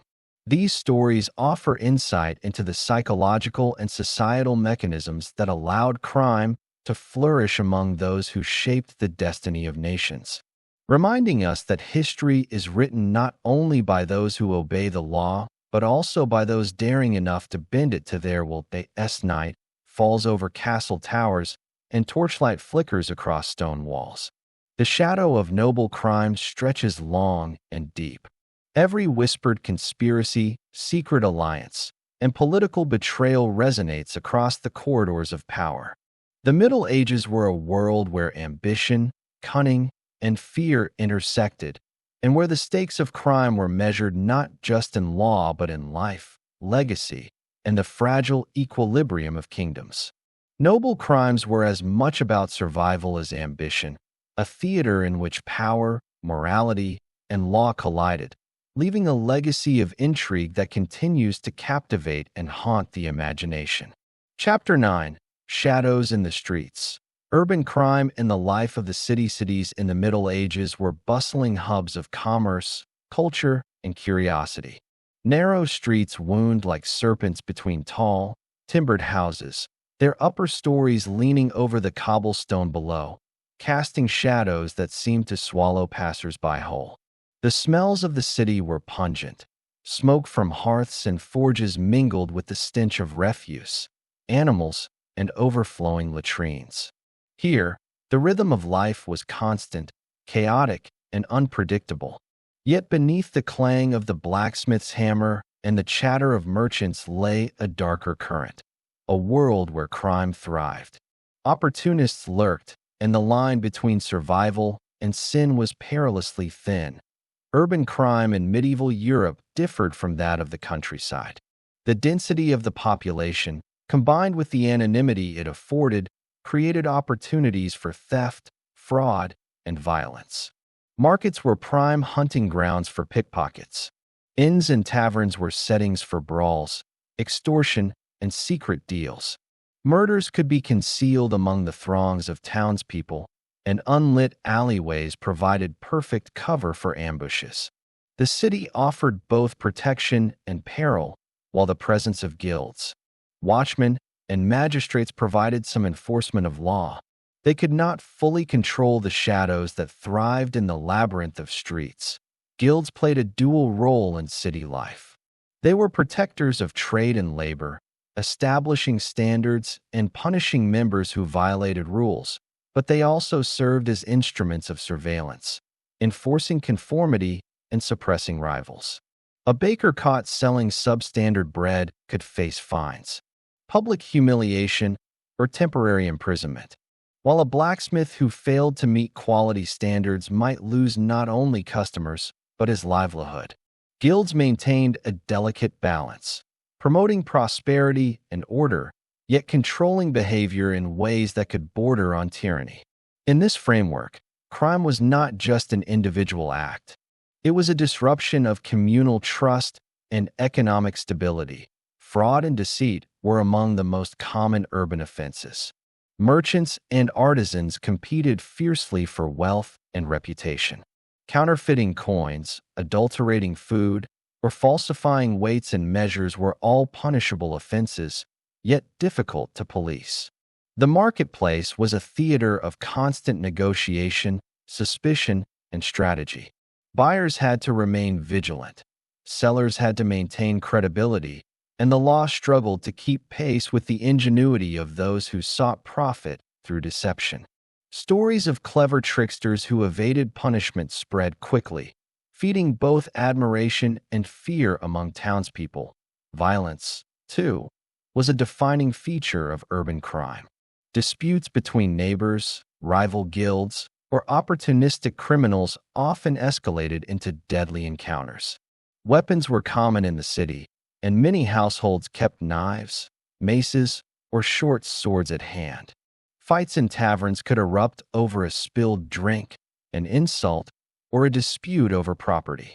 Murders, though less frequent than theft, sent shockwaves through communities as the consequences of violence were far-reaching.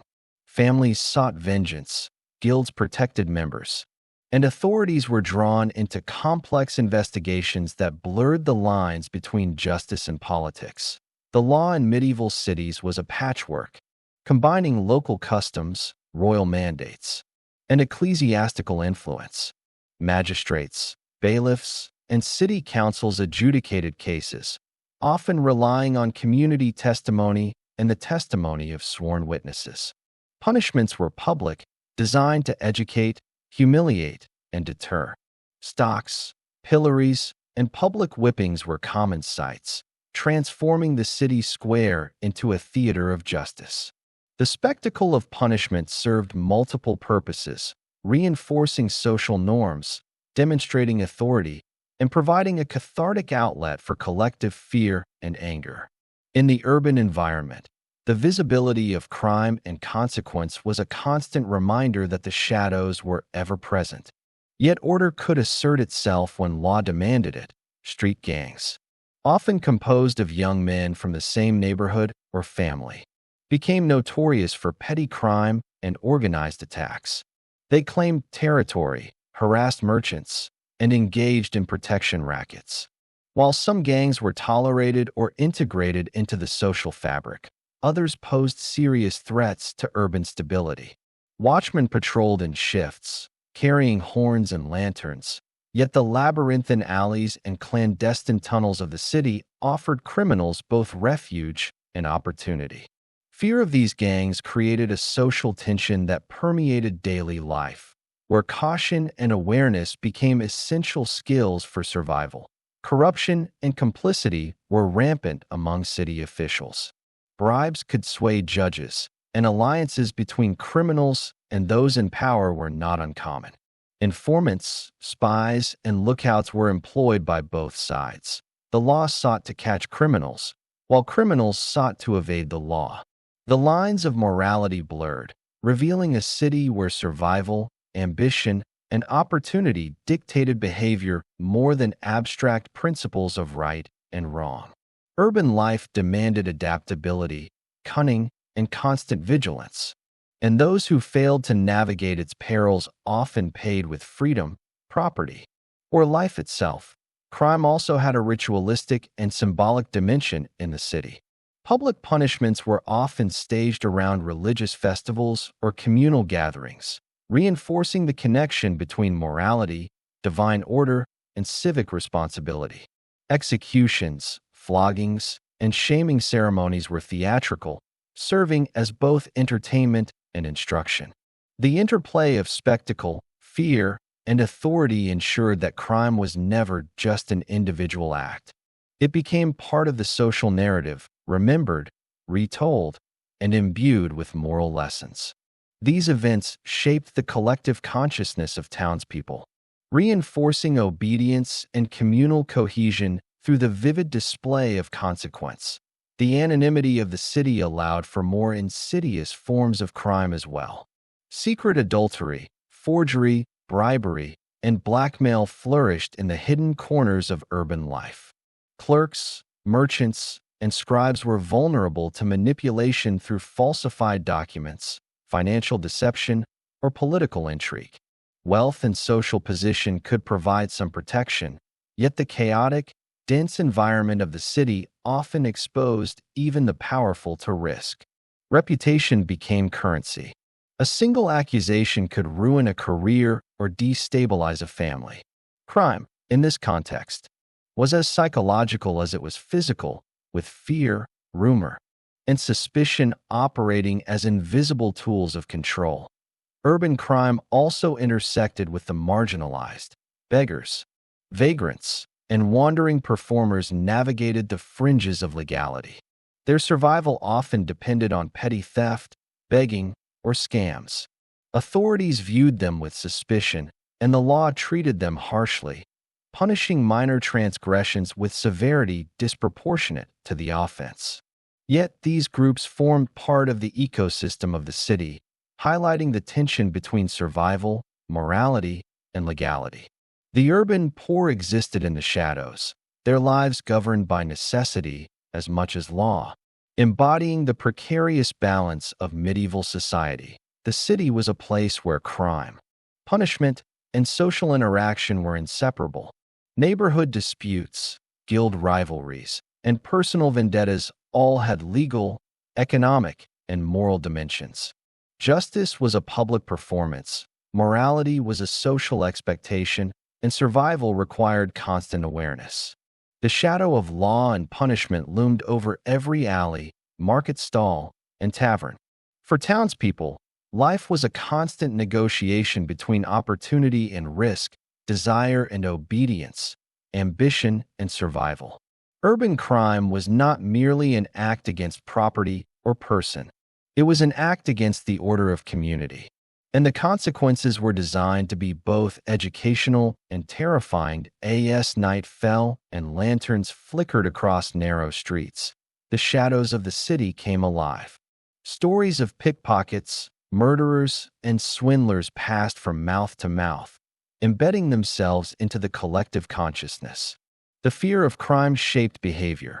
Doors were barred, guards hired, and trust rationed. Merchants carried weapons. Citizens moved cautiously, and alliances were formed for protection. The city, while vibrant and alive, was also a place where the dark side of human nature was ever present, influencing every interaction and shaping every decision. Understanding urban crime, we glimpsed the pulse of medieval life. It was a world where danger was routine, vigilance was required, and justice was both visible and symbolic. The city was a microcosm of society, reflecting hierarchies, values, and fears. Crime was not only an individual act but a social phenomenon, intertwined with morality, economy, and survival. The streets were classrooms of human behavior, the alleys were laboratories of fear, and the marketplaces were arenas where law and disorder danced in constant tension. In the shadows of the Middle Ages, urban life was vibrant yet perilous. Crime, in its many forms, shaped culture, behavior, and law, leaving a legacy that echoes through history. The life of the city was a delicate balance of light and dark, order and chaos, authority and rebellion. To walk through a medieval town was to navigate a labyrinth of human ambition, desperation, and morality, where every step carried the potential for both opportunity and peril. Urban crime reveals the complexity of medieval society, the fragility of social order, and the resilience of those who navigated a world built on both law and fear. Chapter 10. The Web of Justice, courts, trials, and punishments in medieval Europe, justice was never simple. The courts were a labyrinthine system of authority, blending local custom, royal decree, and ecclesiastical law into a complex network that governed every aspect of life. From the highest noble estates to the humblest village, the wheels of justice turned slowly, unpredictably, and often brutally. To understand crime in the Middle Ages, one must first understand how justice was administered and how fear and spectacle were inseparable from the law itself. Courtrooms were often austere and intimidating. In towns, the Hall of Justice might be a large chamber in a city hall or the Lord's Manor, with benches for officials and witnesses. At the village level, justice could be administered under the open sky, in the center of the marketplace, where the square served as a stage for both trial and punishment. The presence of the community was essential. Trials were public events, reinforcing the authority of the law while teaching obedience through observation. Everyone was a spectator, and the outcomes were remembered, retold, and woven into the social fabric. The administration of justice was uneven and heavily influenced by social hierarchy. Nobles enjoyed privileges that shielded them from the harshest punishments. They could negotiate fines, bribes, or political favors to avoid execution, whereas peasants and laborers faced the full force of the law. The law was not blind. It was a reflection of power and influence. This imbalance fueled resentment, but also reinforced the rigid social structure that defined medieval life. Crime was not merely an act of wrongdoing. It was a challenge to the hierarchy, and punishment was a demonstration of authority. Trials were often ritualistic and highly formalized. A case could begin with an accusation, sometimes brought by a victim, a neighbor, or a local official. Evidence was sparse and often relied on witness testimony or confession, which could be coerced through fear, threats, or even torture. Torture was sanctioned in many regions and used as a tool to extract truth or confession. The rack, thumbscrews, and iron chair were instruments designed to elicit pain and obedience, ensuring that justice, however flawed, appeared decisive. The terror of these devices was as much psychological as physical, instilling fear in both the accused and the community. Ecclesiastical courts played a critical role in mediating crimes that involved faith, morality, or spiritual transgression. Heresy, blasphemy, and moral offenses such as adultery fell under church jurisdiction. Clergy presided over cases with a blend of legal rigor and moral authority. Punishments were often symbolic. Public penance, fasting, or wearing identifying marks served to shame and instruct. In extreme cases, the church could collaborate with secular authorities to enforce sentences, including executions by burning. Spiritual authority amplified the power of secular law, creating a system where sin and crime were inseparable. Secular courts, meanwhile, handled theft, assault, murder, and property disputes. Local lords or magistrates presided over these cases, guided by local custom or the king's edicts. Punishments were designed to be public and exemplary. Stocks and pillories held wrongdoers for days, exposing them to humiliation, ridicule, and the elements. Whipping and flogging inflicted pain while reinforcing obedience. Mutilation, cutting off ears, noses, or hands, marked criminals permanently, sending a visual warning to others. Execution, often by hanging, beheading, or breaking on the wheel, was a dramatic assertion of authority, ensuring that the consequences of disobedience were witnessed by all. The concept of trial by ordeal reflects the blend of superstition and law. Water, fire, and combat were used to determine guilt or innocence. An accused person might hold a red-hot iron, be submerged in water, or fight a champion, with the outcome interpreted as divine judgment. These ordeals reinforced the belief that God oversaw human justice, and their ritualized nature made them powerful tools for both law and fear. Ordeals were public spectacles, often drawing large crowds and embedding the lesson of obedience into communal memory. Fines and restitution were also critical elements of medieval justice. Economic punishment allowed wealthier individuals to compensate for wrongdoing, while peasants might be required to work off their debt or surrender possessions. These penalties were designed to restore balance, compensate victims, and reinforce social order. Justice was thus both punitive and restorative, although the scales were heavily weighted toward power and influence. The poor often suffered disproportionately, while the elite could manipulate outcomes to their advantage. Legal procedure varied significantly across regions. In some areas, juries composed of local citizens determined guilt, while in others, a single judge or council made decisions. Written records were sparse, and memory, testimony, and tradition played pivotal roles. The system was flexible, often inconsistent, yet it was a reflection of society's attempt to balance authority, morality, and practical governance. In this context, crime was not merely an individual act, it was a disruption of social cohesion, a threat to the delicate web of trust and obligation that held communities together. Public execution was the ultimate statement of justice. The condemned might be paraded through the streets, subjected to humiliation, and finally executed in the town square. Crowds gathered, both out of fear and fascination, witnessing the final assertion of law. Execution was both punishment and theater, a ritual that reinforced the omnipresence of authority and the inevitability of consequence. These events were etched into memory, becoming cautionary tales that shaped behavior across generations. Crime in medieval cities and towns was intertwined with economy, politics, and religion. A theft could ripple into economic instability. A murder could ignite feuds. Heresy could undermine communal cohesion. Authorities recognized this complexity, and justice was applied as both a corrective and a preventive measure. Law, punishment, and social expectation were tightly interwoven, creating a framework in which fear, morality, and authority operated in concert. For the common person, survival required navigating these webs with vigilance, discretion, and sometimes cunning. Corruption and manipulation were ever present. Officials could be bribed, evidence could be fabricated, and the innocent could be punished while the guilty escaped. Yet these imperfections did not undermine the system.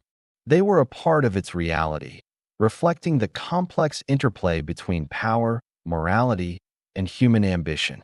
Crime and justice were as much about perception and social standing as they were about actual wrongdoing. And the medieval city was a stage where reputation, fear, and authority intersected, by understanding the courts and judicial practices of the Middle Ages.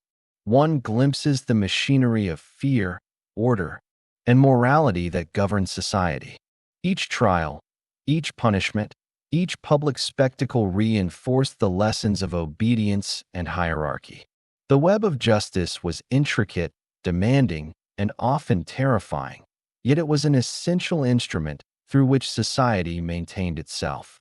In the shadows of these courtrooms and town squares, human ambition, fear, and morality intersected in ways that continue to fascinate and terrify centuries later. The Middle Ages were a world where law was a living, breathing presence woven into every street, every home, every parish. Crime was never private, punishment was never hidden, and justice was a constant, looming force. Trials and courts were both instruments of authority and mirrors of human nature, reflecting the aspirations, fears, and ambitions of a society struggling to impose order on chaos. For those who lived under this system, every accusation, every verdict, and every sentence was a reminder that the shadows of the law were always near, waiting to claim the unwary, the defiant, and the unlucky alike. Chapter 11. Torture and Torment. The instruments of fear in medieval Europe. The administration of justice was inseparable from the presence of fear. Courts and laws were not merely mechanisms to adjudicate disputes. They were instruments to shape behavior, to maintain hierarchy, and, above all, to instill obedience. When words and decrees failed, the instruments of torture became the ultimate enforcers, transforming fear into a tangible, physical experience. These devices, the tools of pain and submission, reflected a society in which the boundaries between justice, cruelty, and spectacle were blurred. Torture was both legal and ritualized. It was sanctioned by secular lords, town authorities, and ecclesiastical courts alike, employed to extract confessions, punish wrongdoing, or display the power of the law. In theory, it was a path to truth, a means of compelling honesty when evidence was scarce or disputed. In practice, it was a theater of fear, a public and private instrument of intimidation designed to reinforce social control. To understand medieval crime, one must first confront the omnipresence of this terror, the methods by which it was applied, and the psychological as well as physical impact it wrought upon communities. Among the most infamous devices was the rack, a frame with rollers designed to stretch the limbs of the accused. The victim's wrists and ankles were secured, and as the rollers turned, joints dislocated, muscles tore, and excruciating pain spread through the body. Confession, whether truthful or fabricated under duress, was often the only means of release. The rack exemplified the interplay between physical agony and psychological terror, teaching both the accused and the witnesses that defiance would bring unimaginable consequences. Equally fearsome were thumbscrews and iron clamps, devices that compressed the fingers or toes, crushing bones slowly and methodically. These tools required little space and could be applied in private or semi-public settings, ensuring that the threat of pain permeated the community. Every testimony extracted under such conditions was a reminder that law and fear were inseparable, that the will of authority could manifest not only in judgment but in the body itself. The iron chair, sometimes studded with spikes, forced the victim to sit in agonizing positions, creating wounds with every movement. The method was brutal, deliberate, and calculated to extract compliance. Instruments like these reflected a society in which moral authority was reinforced through suffering, where confession was prized more than fairness, and where the spectacle of pain served as a lesson for all who witnessed it. Torture was not only a physical ordeal, it was a psychological weapon. The accused often faced isolation, darkness, and uncertainty for days or weeks before the actual application of instruments. Fear was cultivated as much as pain, a mental preparation that made eventual suffering even more potent. Guards, inquisitors, and executioners were trained in the methods of intimidation, their presence a constant reminder of the consequences of disobedience. Communities internalized this terror, understanding that deviation from social norms or law could result in extreme suffering, not only for the guilty, but sometimes for the innocent accused by association or rumor. The methods of torture varied widely by region and crime. In ecclesiastical contexts, inquisitors often favored psychological pressure over outright physical mutilation, employing threats of excommunication, eternal damnation, or divine wrath alongside controlled physical coercion. Secular courts, especially in cases of serious theft, rebellion, or political defiance, used a combination of physical agony and public exposure, turning punishment into spectacle. Public executions often followed torture, creating a continuum from suffering to death that left a lasting impression on witnesses and reinforced the omnipresence of authority. The water ordeal was another instrument, both terrifying and symbolic. The accused might be submerged repeatedly, sometimes bound, to test innocence or reveal guilt. Survival or resistance was interpreted as divine approval, while sinking, or, in some practices, floating, signaled culpability. These ordeals merged superstition, law, and ritual, reinforcing the medieval belief that God oversaw justice and that human authority was legitimized by divine sanction. Psychological torment accompanied the physical. Prisoners were sometimes kept in darkness, exposed to extreme cold or hunger, and denied basic comforts for days on end.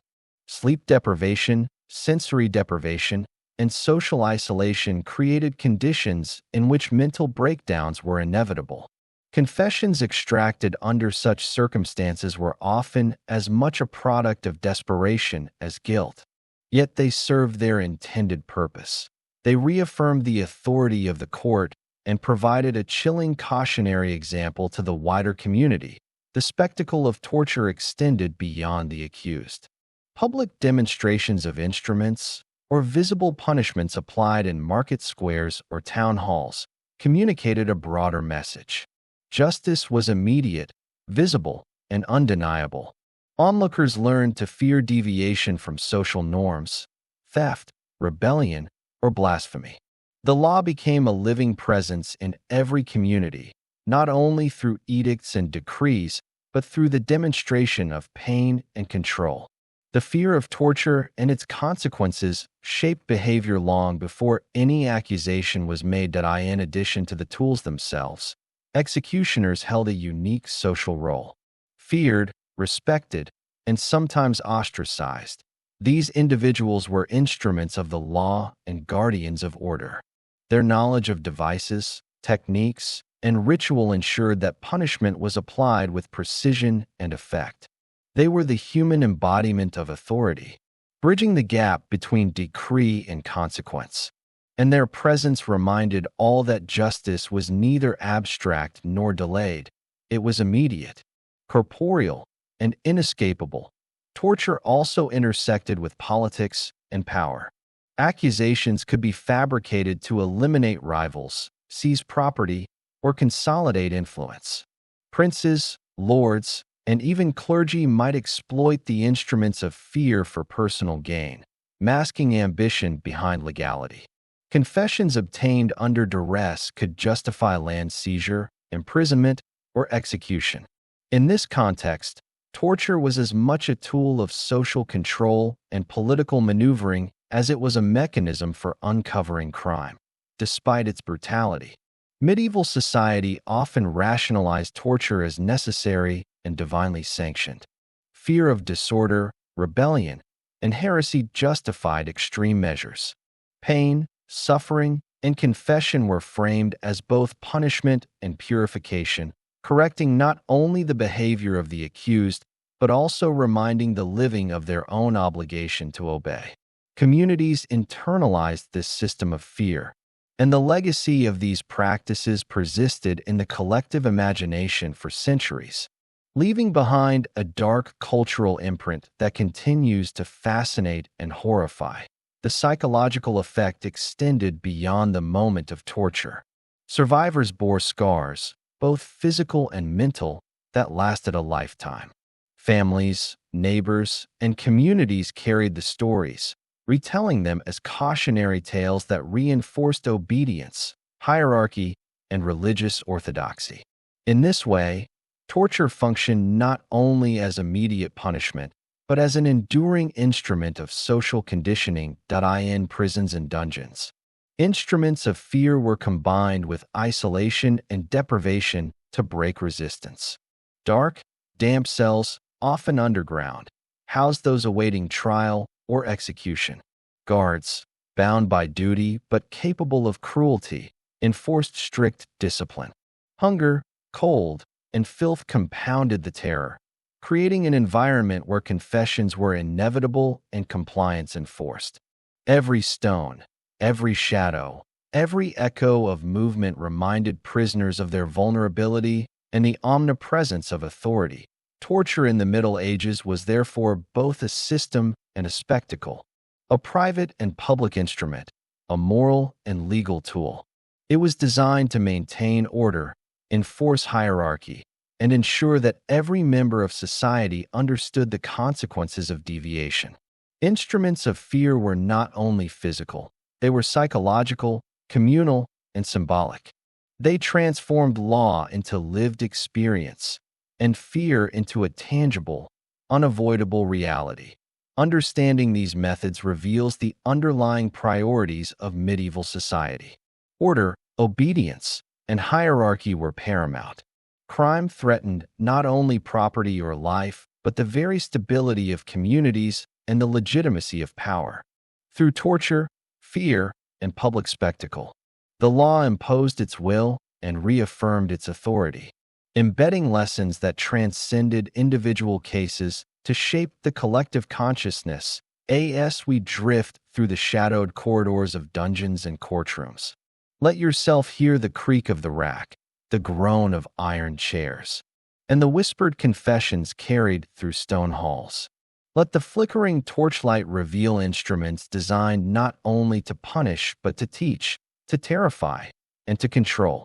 In this world, crime and punishment were inseparable from fear, and the instruments of torture were the ultimate manifestation of that dark, compelling reality. In the chapters to follow, we will explore the lives affected by these instruments, the accused, the executioners, the witnesses, and the communities shaped by fear.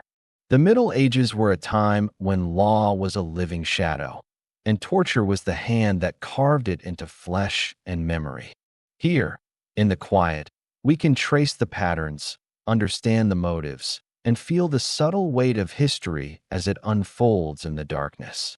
Chapter 12: Bandits, Highwaymen, and Rural Crime in the Quiet Stretches of Medieval Europe.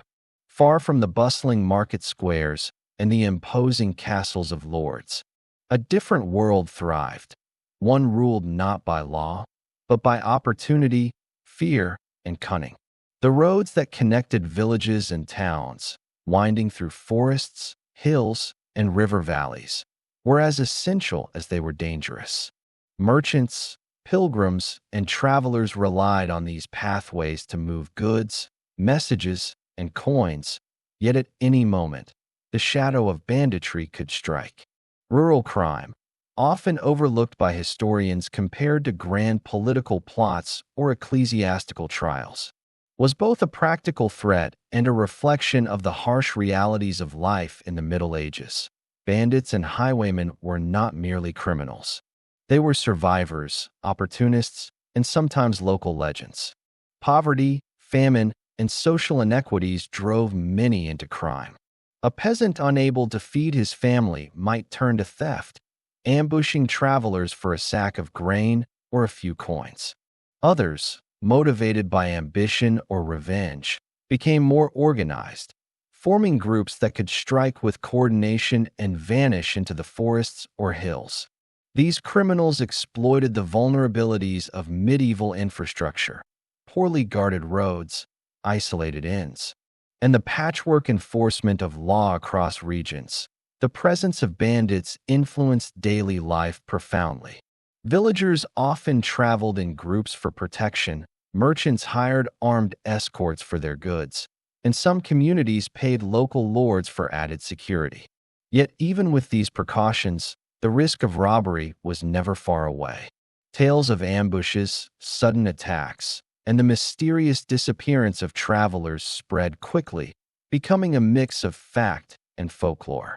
These stories, whispered in taverns and markets, reinforced caution and fear while also romanticizing the outlaw figure, a shadowy character living on the edges of society. Highwaymen, in particular, combined cunning with brutality. They waited for lone travelers on narrow roads, using the terrain to their advantage. Forested areas, river crossings, and bends in the road became natural traps. Armed with swords, clubs, or even early firearms in later centuries, they demanded money, valuables, or livestock. Resistance often led to violence, and news of a particularly brutal attack could travel for miles, affecting trade, pilgrimage, and communication. The fear of these criminals was not only practical, but psychological. The unknown assailant lurking beyond the next hill or behind a tree created an ever-present tension in rural life. rural lords and local authorities faced constant challenges in combating banditry. Patrols were costly and difficult to maintain across vast and rugged territories. Local militias could respond to complaints, but the speed of travel and the mobility of criminals often allowed bandits to strike and disappear before justice could be enforced. Some lords resorted to harsh measures, public executions, fines, and property confiscation for those caught, even if only suspected of collaboration. These displays were intended to deter crime, sending a clear message that lawlessness would not be tolerated. But enforcement was often inconsistent and uneven. Banditry also intersected with politics and social tensions. Peasants and minor nobles sometimes used the threat of highway robbery to extract concessions or protection money. Rival factions could sponsor criminals to harass enemies, disrupt trade, or intimidate populations. In this way, crime became entangled with power, loyalty, and survival, blurring the lines between criminal activity and political strategy. Communities learned to navigate this complex landscape, balancing fear, negotiation, and cautious compliance. The methods of rural criminals were varied. Some relied on stealth, hiding in dense woods or behind rocks, striking with sudden ferocity and vanishing before pursuit could begin.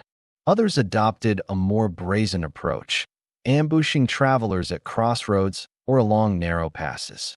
Disguises, false signals, and even decoys were employed to create confusion.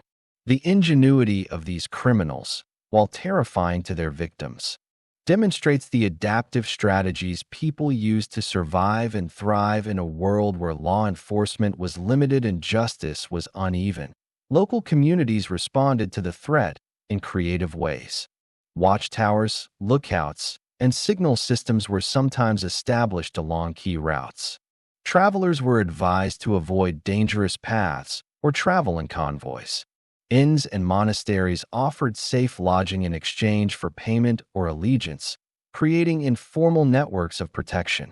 These measures were never foolproof, and the shadow of banditry remained a constant companion for those moving through rural areas. The consequences for those caught were severe. Justice was immediate and often brutal, reflecting the medieval preference for public and exemplary punishment. Executions were carried out in visible locations to deter others. Confiscation of goods, fines, and corporal punishment reinforced the power of local authorities. In some cases, accused bandits were tortured to extract information about accomplices or hidden caches of stolen goods. These measures, while harsh, were essential in maintaining the fragile social order and discouraging widespread lawlessness. Yet not all rural criminals were ruthless or indiscriminate. Some operated with a code of conduct, sparing the poor or targeting only those perceived as wealthy or oppressive. Legends of noble bandits emerged, painting figures like Robin Hood in later centuries as symbols of resistance against tyranny and injustice.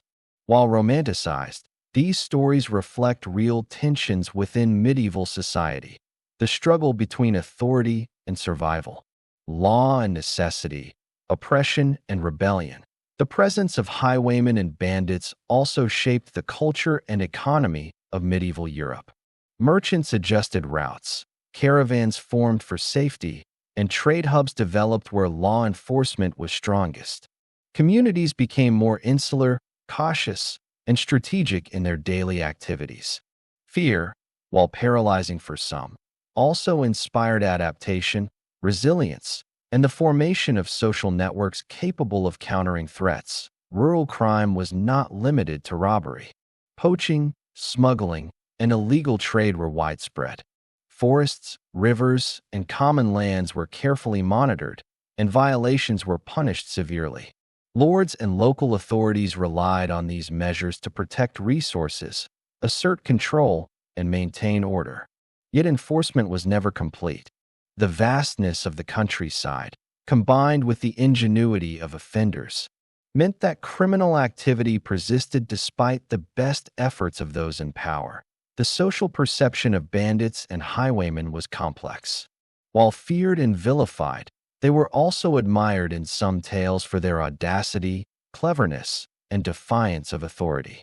Oral histories, songs, and poems often celebrated their exploits, highlighting a tension between law, morality, and popular culture. These narratives reveal a society negotiating its fears and desires, struggling to reconcile the harsh realities of survival with ideals of justice and heroism. Medieval authorities also faced challenges in distinguishing between criminals and victims. Many accused of banditry were desperate peasants driven by starvation or displacement. Others were coerced or misidentified. The application of justice was often imperfect, relying on witness testimony, local knowledge, and the discretion of lords or officials. Mistakes were frequent, and the consequences were often fatal. This uncertainty contributed to a climate of fear and caution, reinforcing the perception that rural roads and remote areas were places where law, justice, and mercy were fragile or absent. Travelers developed strategies to cope with this environment. Armed escorts, trusted guides, and avoidance of isolated paths were common. Merchants adjusted trade routes based on seasonal and local knowledge. Pilgrims carried symbols of faith, seeking spiritual protection as well as physical safety. Communities developed informal networks of surveillance and communication, spreading warnings of bandit activity and coordinating protective measures. This adaptive behavior demonstrates the interplay between fear, necessity, and ingenuity in rural medieval life. Ultimately, banditry and rural crime reveal the vulnerabilities and tensions inherent in medieval society. Authority was limited, enforcement inconsistent, and survival precarious. Yet these threats also fostered resilience, innovation, and communal cooperation. The shadow of bandits stretched across the landscape, influencing trade, travel, social interactions, and even cultural narratives. As we wander through the forests, hills, and narrow roads of medieval Europe, let us imagine the flicker of torchlight on a hidden path, the sudden appearance of masked figures, the clatter of hooves on stone, and the tense hush of travelers awaiting attack. Let us hear the distant cries of victims and the swift justice meted out by local lords. These were the realities of rural crime, a world where survival depended on vigilance, courage, and sometimes luck. In the chapters to come, we will explore more aspects of medieval crime, the intricate web of urban offenses, the terrifying world of public executions, and the complex relationship between law, society, and morality. The shadows cast by bandits and highwaymen serve as a reminder that the Middle Ages were a world where danger lurked around every corner, where fear shaped behavior, and where the quiet forests and winding roads carried stories of both terror and resilience. Chapter 13: Crime in Medieval Cities, Theft, Fraud, and Urban Deception. Medieval cities were bustling centers of commerce, culture, and community. Yet beneath the vibrant streets, open markets, and grand town halls lurked a world of crime, deception, and hidden peril. Unlike the rural landscapes where bandits and highwaymen roamed freely, cities offered criminals a different kind of opportunity: anonymity, dense populations, and the constant flow of goods and wealth.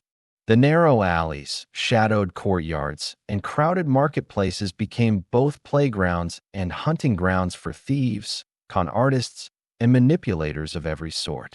Urban crime was not only an everyday danger, it was a reflection of social inequality, human cunning, and the relentless struggle to survive in a world of rigid hierarchies. The daily life of a medieval city was a complex dance of trade, labor, and social interaction. Merchants traveled with carts loaded with grain, textiles, and coin. Artisans plied their crafts in workshops. Nobles and clergy walked among the citizens, asserting authority and influence. Amidst this activity, petty theft was pervasive. Pickpockets, street thieves, and opportunistic criminals preyed upon the distracted and the wealthy. Markets, fairs, and festivals, though joyous and lively, offered ideal environments for theft. Purses were snatched, baskets of goods disappeared, and travelers were relieved of their coin with alarming speed. In this environment, vigilance was essential, and the city itself became a theater where cunning and survival were constantly tested.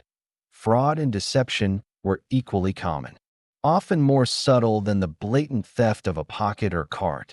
Merchants sometimes inflated prices, substituted inferior goods, or tampered with scales. Guild regulations existed to curb dishonesty, yet enforcement was uneven and corruption frequent. Artisans might cut corners to meet demand, while moneylenders exploited ignorance and desperation. Contracts, debts, and legal disputes created fertile ground for swindlers. In the crowded courts and bustling squares, accusations of fraud were not merely about property. They threatened trust, reputation, and the delicate social bonds that kept the urban environment functioning. The city streets themselves were often dangerous at night. Lighting was scarce, and narrow lanes could conceal ambushes. Assailants took advantage of darkness and crowd movement to attack travelers, beat merchants, or rob houses. In wealthier districts, criminals could hide in abandoned buildings or behind walls. In poorer neighborhoods, desperation and overcrowding bred violence. Urban crime was a product of density, anonymity, and the opportunities that such an environment provided. Unlike rural bandits, who relied on mobility and terrain, city criminals relied on secrecy, timing, and manipulation. Guilds and local authorities attempted to regulate and monitor these urban threats. Watchmen patrolled streets, bells tolled warnings, and constables investigated crimes. Punishments were designed to be both corrective and exemplary. Thieves could be whipped, branded, or publicly displayed in stocks and pillories. Repeat offenders might face harsher consequences, including mutilation or execution. The spectacle of punishment served as a warning to others while reinforcing the authority of guilds, lords, and city magistrates. Justice, in this context, was a performance as much as a means of enforcement, a reminder that the law was both omnipresent and exacting. Corruption within the city itself could complicate matters further. Officials, merchants, or guards might be bribed to ignore theft or facilitate fraud. Rivalries between guilds could result in sabotage, false accusations, or strategic theft. Accusations were sometimes weaponized for personal gain, business advantage, or social advancement. The blurred lines between criminality and social maneuvering made urban life a constant negotiation.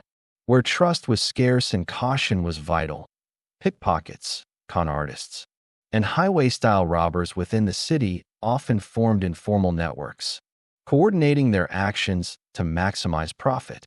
Street urchins, beggars, and marginalized populations became both victims and accomplices. Children might act as scouts or distractors, while adults carried out theft or fraud. These networks operated within the shadows of marketplaces and crowded streets, exploiting the anonymity and chaos inherent to urban centers.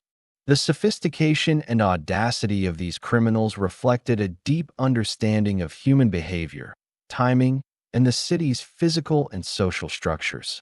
Murder and violent crime were not uncommon. Fights could erupt in taverns, alleys, or marketplaces, fueled by disputes over goods, insults, or political rivalries. Assassination and targeted violence occurred among the powerful, often masked as accidents or attributed to street crime. The urban environment, with its confined spaces and dense population, allowed violent acts to be sudden, public, and unpredictable.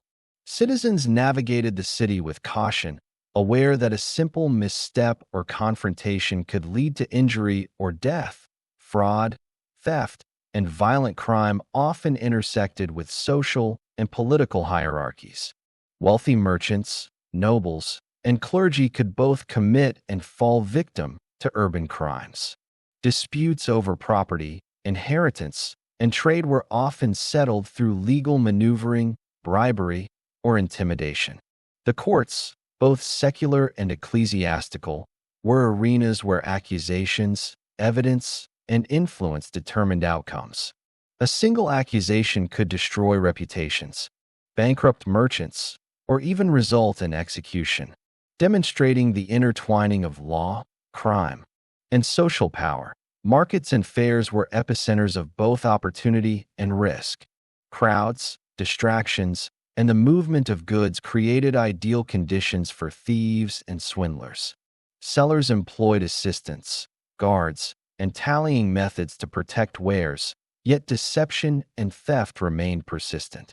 Pilgrims, often carrying valuables and traveling long distances, were prime targets.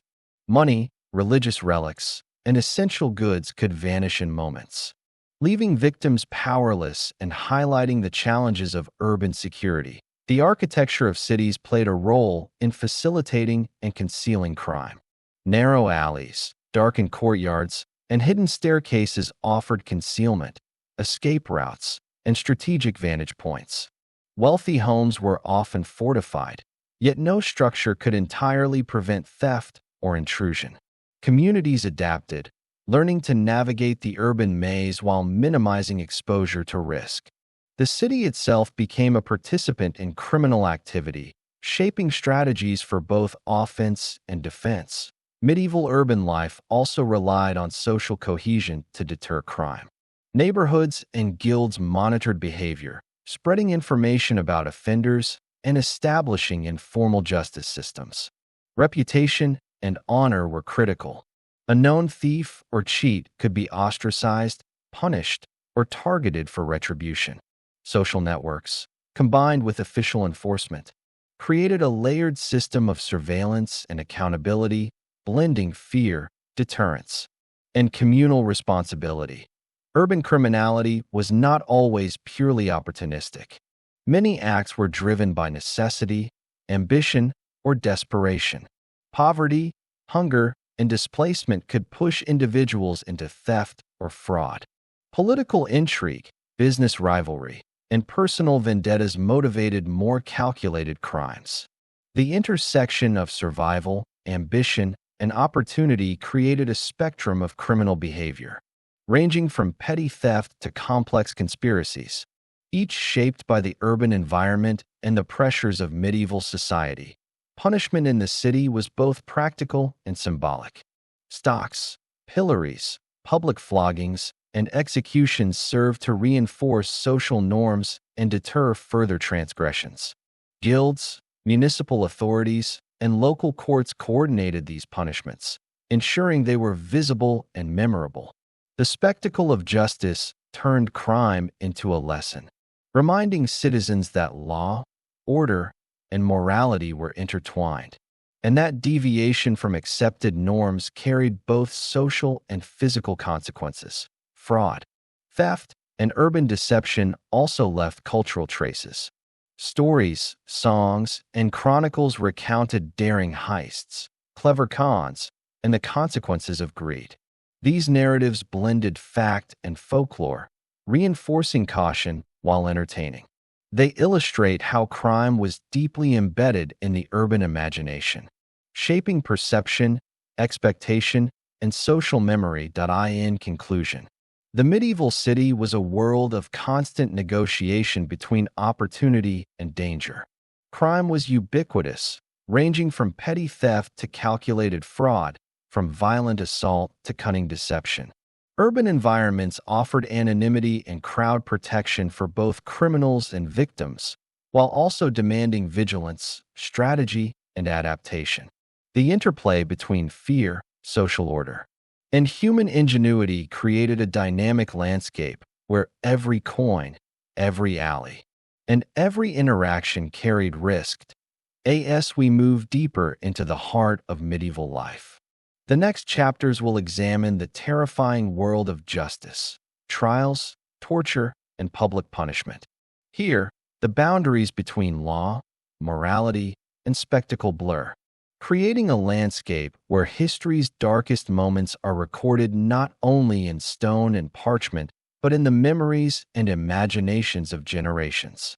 Chapter 14: Torture and Interrogation: The Tools of Medieval Justice in Medieval Europe. The administration of justice was as much a performance as it was a process, a calculated mix of fear, authority, and spectacle. Central to this was the use of torture and interrogation, a set of practices designed to extract confessions, punish transgressors, and maintain social order. Unlike our modern understanding of law, medieval justice saw confession as the ultimate proof of guilt, and coercion, physical, psychological, and spiritual, was deemed a necessary tool. Torture was not merely punishment. It was a mechanism to reveal truth, to discipline, and to terrify both the accused and the observing community.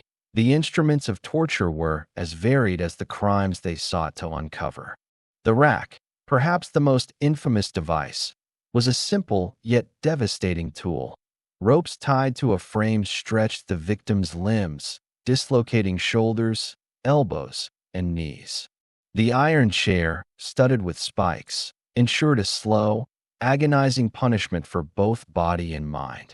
Thumbscrews, the strappato, and the boot were equally merciless, each designed to inflict excruciating pain while forcing a confession or cooperation. These tools were not only physical instruments, but symbols of authority, visual demonstrations of the power held by magistrates, inquisitors, and rulers. Torture was often preceded by a careful legal process. The accused might be questioned, witnesses interviewed, and evidence examined. Yet the prevailing belief was that some truths could only be uncovered through suffering.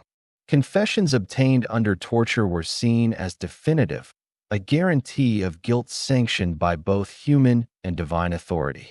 Clergy frequently supervised these proceedings, ensuring that they aligned with religious expectations and moral justifications. The fusion of law, religion, and pain reinforced a social order where fear was constant and obedience was demanded. Interrogation extended beyond the physical. Psychological pressure played a central role. Accused individuals were isolated, threatened, and manipulated, their mental endurance tested long before any instrument was applied. Sleep deprivation, exposure to the elements, and constant surveillance were all methods designed to break the will. Interrogators, skilled in human psychology and deception, manipulated fear, hope, and despair to extract admissions of guilt or information about accomplices. The mind became as much a battlefield as the body, and the terror of anticipation often rivaled the pain of execution itself. Torture was used for a range of alleged crimes. Heresy, blasphemy, and witchcraft were particularly targeted, as these were seen as offenses against God and the very fabric of society.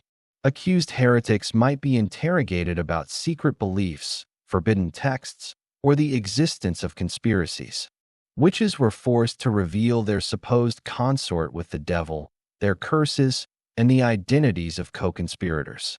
Political crimes, including treason and rebellion, also fell under the purview of torture, with rulers using pain to uncover plots, intimidate rivals, and maintain power. Even common theft or fraud could escalate to the use of torture if the accused resisted confession or implicated others in wrongdoing. The public aspect of torture amplified its impact. Trials, or at least parts of them, were often witnessed by citizens, creating a spectacle of authority and power. Watching a person stretched on the rack, submerged in water, or burned with fire served as a cautionary tale. It reinforced the notion that law was absolute, that transgression carried visible and horrifying consequences, and that the state, or church, possessed the ultimate authority over life, liberty, and the body. This theater of pain was as much about social control as individual punishment. Embedding fear into the collective consciousness, medieval societies believed that suffering could reveal truth not accessible through words alone. Confession, especially when obtained through pain, was seen as purifying, a necessary act to restore moral balance.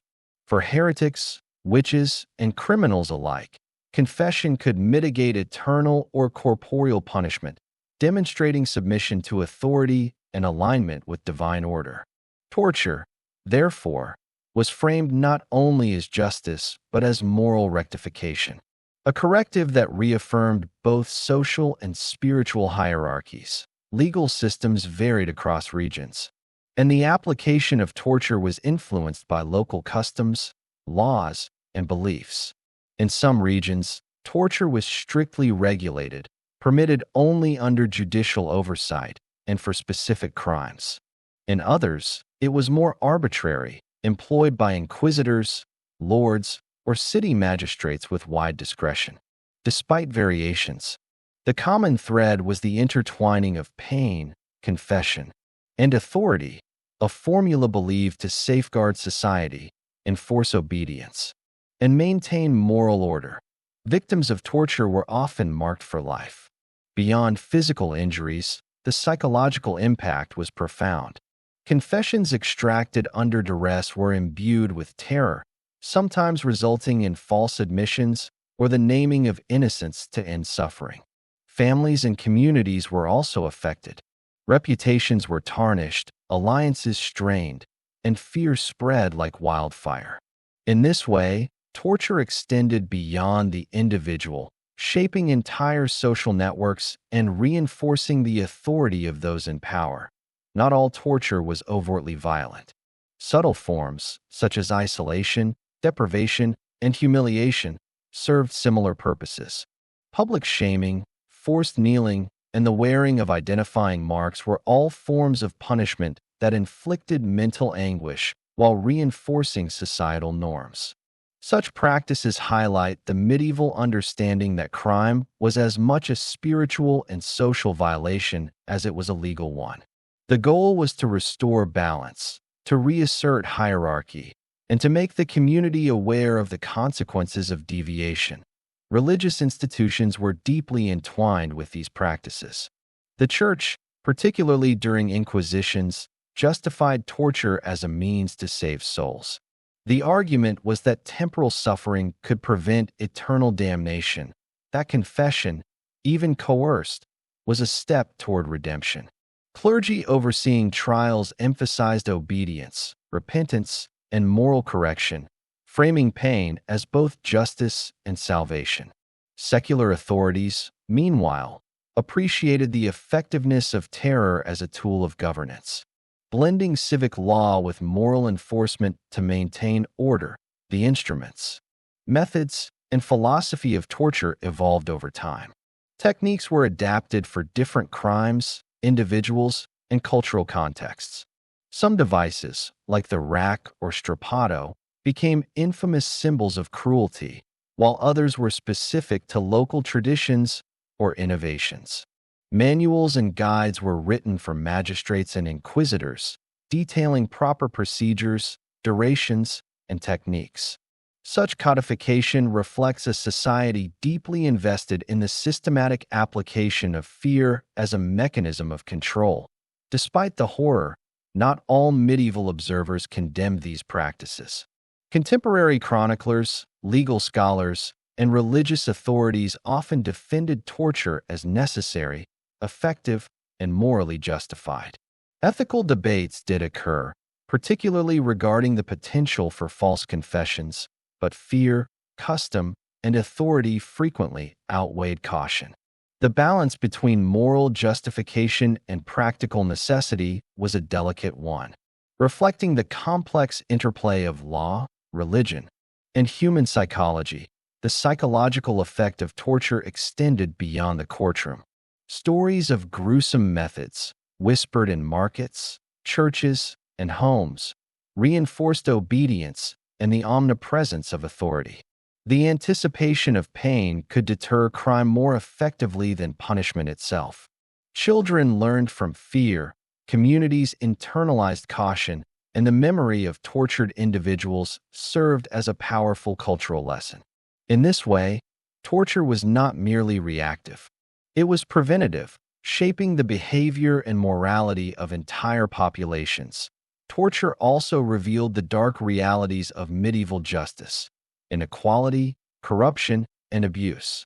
Wealth, social status, and influence could sometimes spare individuals from the harshest treatments, while the powerless bore the full weight of fear and pain.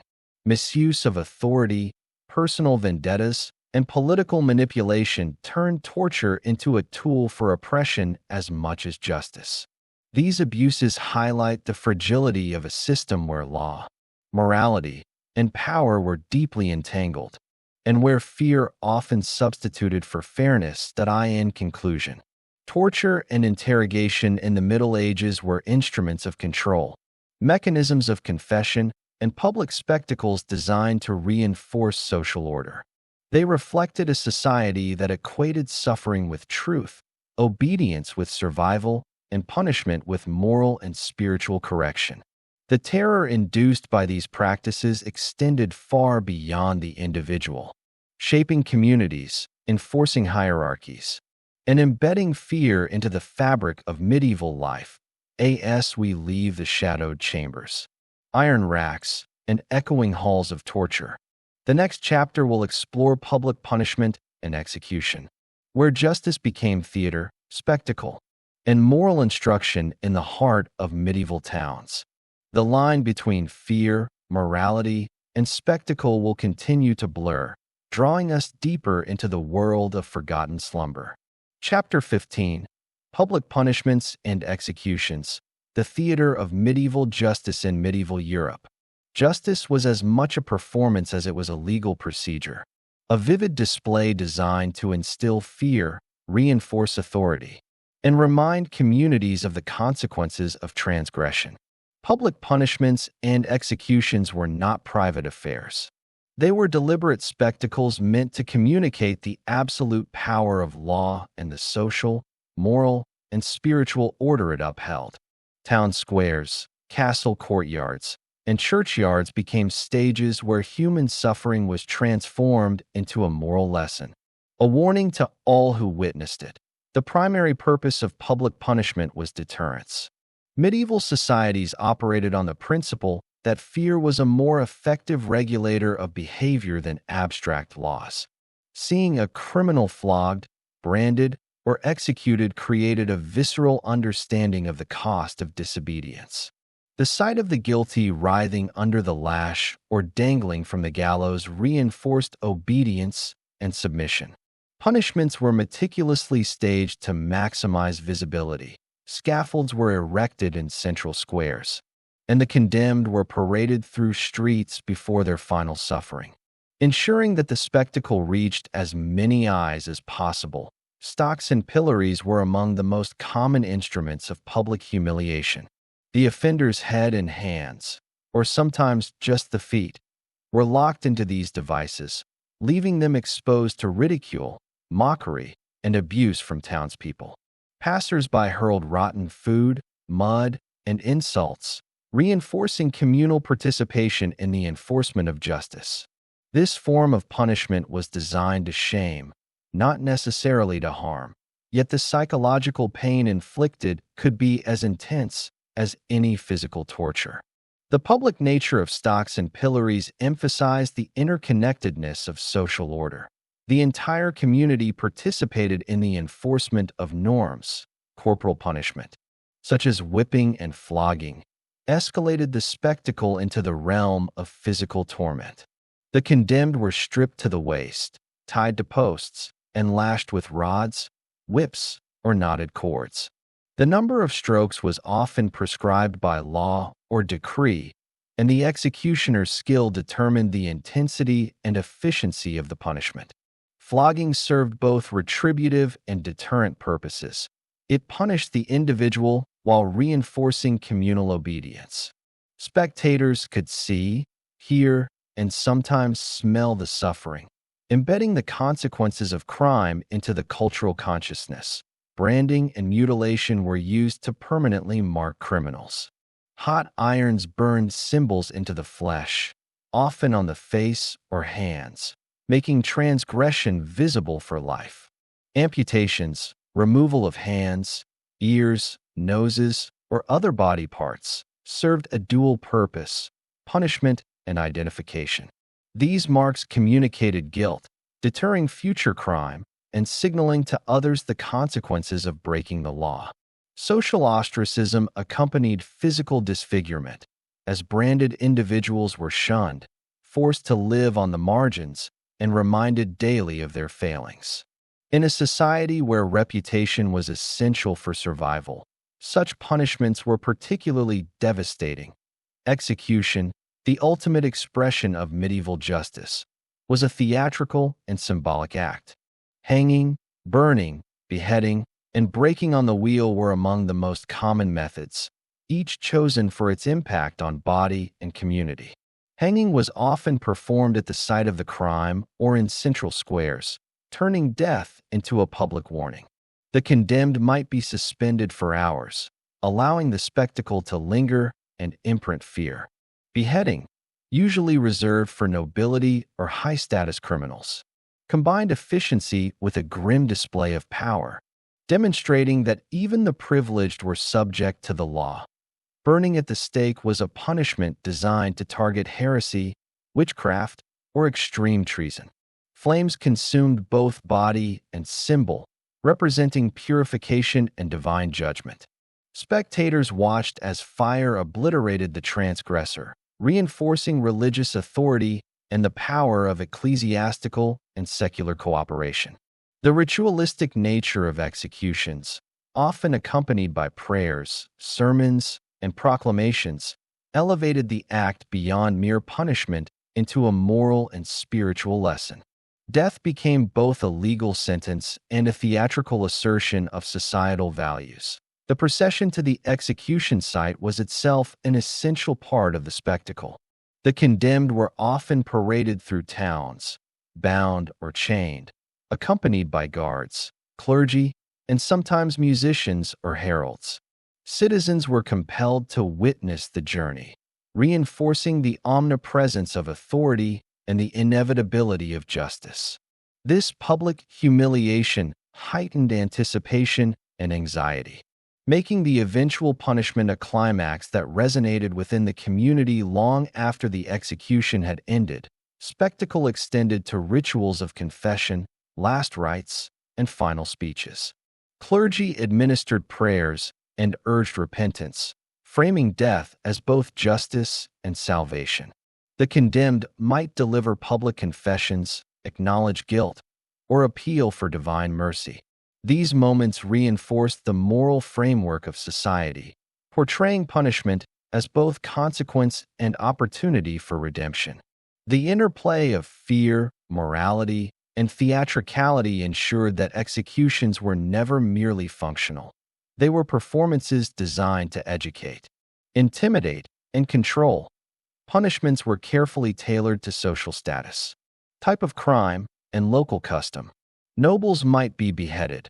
Knights might face trial by combat, while peasants were more likely to be hanged, flogged, or branded. Religious crimes often involved ecclesiastical guidance or cooperation, while secular transgressions were punished by local lords or royal authorities. In all cases, the visibility of the punishment ensured that law was experienced communally, embedding a sense of order and hierarchy into the cultural consciousness. Economic crimes were punished publicly as well. Theft, poaching, and fraud threatened the livelihood of communities and were often met with corporal punishment, fines, or public shaming. Markets and fairs became stages where offenders were exposed, humiliated, and corrected. Merchants and peasants alike witnessed the consequences, learning through observation the boundaries of acceptable behavior. Justice was both practical, protecting property and trade, and symbolic, reinforcing authority and communal norms. Punishments for moral transgressions combined shame, physical pain, and spiritual correction. Adultery, sodomy, blasphemy, and drunkenness were prosecuted with fines, public penance, or corporal punishment. Offenders were sometimes forced to wear identifying symbols, such as colored crosses or letters, marking them as sinners. These practices reinforced communal morality and illustrated the church's reach into daily life. Public confession, ritual humiliation, and imposed labor all served to restore social equilibrium and assert the inseparability of law, morality, and faith. Executions were also leveraged politically. Kings, lords, and city officials used public punishment to quell dissent, intimidate rivals, and consolidate power. Displaying authority through death demonstrated that no one, commoner or noble, was beyond the reach of law. Rebellion was suppressed, criminal networks were dismantled, and obedience was reinforced. Political and judicial objectives intertwined, making executions a central tool of governance and social control. The psychological impact of public punishment was profound. Fear was deliberately cultivated, spreading beyond the immediate vicinity to neighboring towns and villages. Tales of executions, floggings, and brandings traveled through markets, inns, and churches, reinforcing the perception that crime was both omnipresent and severely punished. Children, peasants, and citizens internalized these lessons, shaping behavior, morality, and obedience in a society where visibility and spectacle were crucial to control. Public executions often included elements of ritualized performance. The reading of charges, the announcement of guilt, and the final pronouncement of sentence were orchestrated with care. Religious ceremonies, prayers, and hymns framed punishment within a moral and spiritual narrative, portraying justice as both divine and earthly. Executioners, clergy, and officials all played roles in this theatrical display, ensuring that law, morality, and fear were communicated with maximum impact, despite the brutality. Medieval communities often accepted public punishment as a necessary element of order. It maintained social cohesion, reinforced hierarchy, and provided a clear delineation of right and wrong. Yet the line between justice and spectacle, morality and cruelty, was always blurred. The suffering of the individual became a tool for communal instruction, a reminder of the consequences of transgression, and a performance of authority in the ever-present shadows of medieval life. As the gallows rose, the rack creaked, and the streets filled with anticipation. One could witness the delicate balance of fear, morality, and spectacle that defined medieval justice. The public theater of punishment ensured that crime, guilt, and obedience were not abstract concepts, but lived experiences, shared and observed by all. These rituals, both terrifying and instructive, reveal a society where law was inseparable from performance, and where the consequences of disobedience were visible for all to see. In the next chapter, we will explore the psychology of medieval criminals, delving into motivations, fears, and societal pressures that shaped the shadowed underworld of crime, revealing the human dimension behind the acts of transgression that defined the Middle Ages. Chapter 17: Tools of Justice. Torture and enforcement in the medieval era. In the shadowed halls of medieval courts, dungeons, and public squares, justice was not merely delivered, it was demonstrated. The enforcement of law relied on a carefully constructed theater of fear, where tools of punishment and torture were as much about spectacle as they were about discipline. These instruments, often horrifying in design and method, reveal a society that intertwined authority, psychology, and morality to maintain order. Understanding the tools of medieval justice illuminates the mindset of rulers, the expectations of communities, and the grim realities faced by those who transgressed societal norms. The medieval approach to punishment was intensely visual.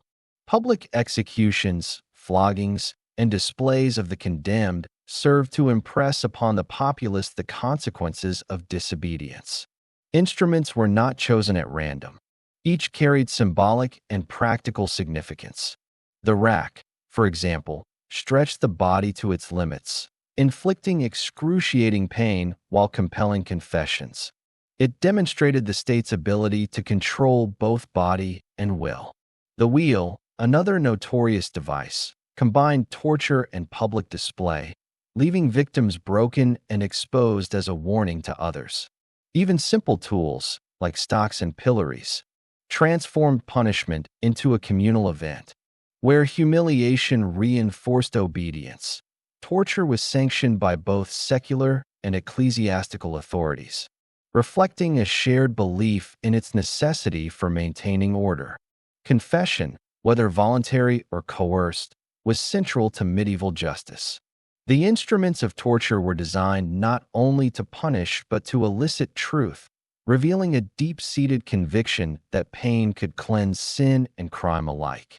Judges and inquisitors often approached their work with meticulous care, employing methods that balanced cruelty with calculated psychological pressure.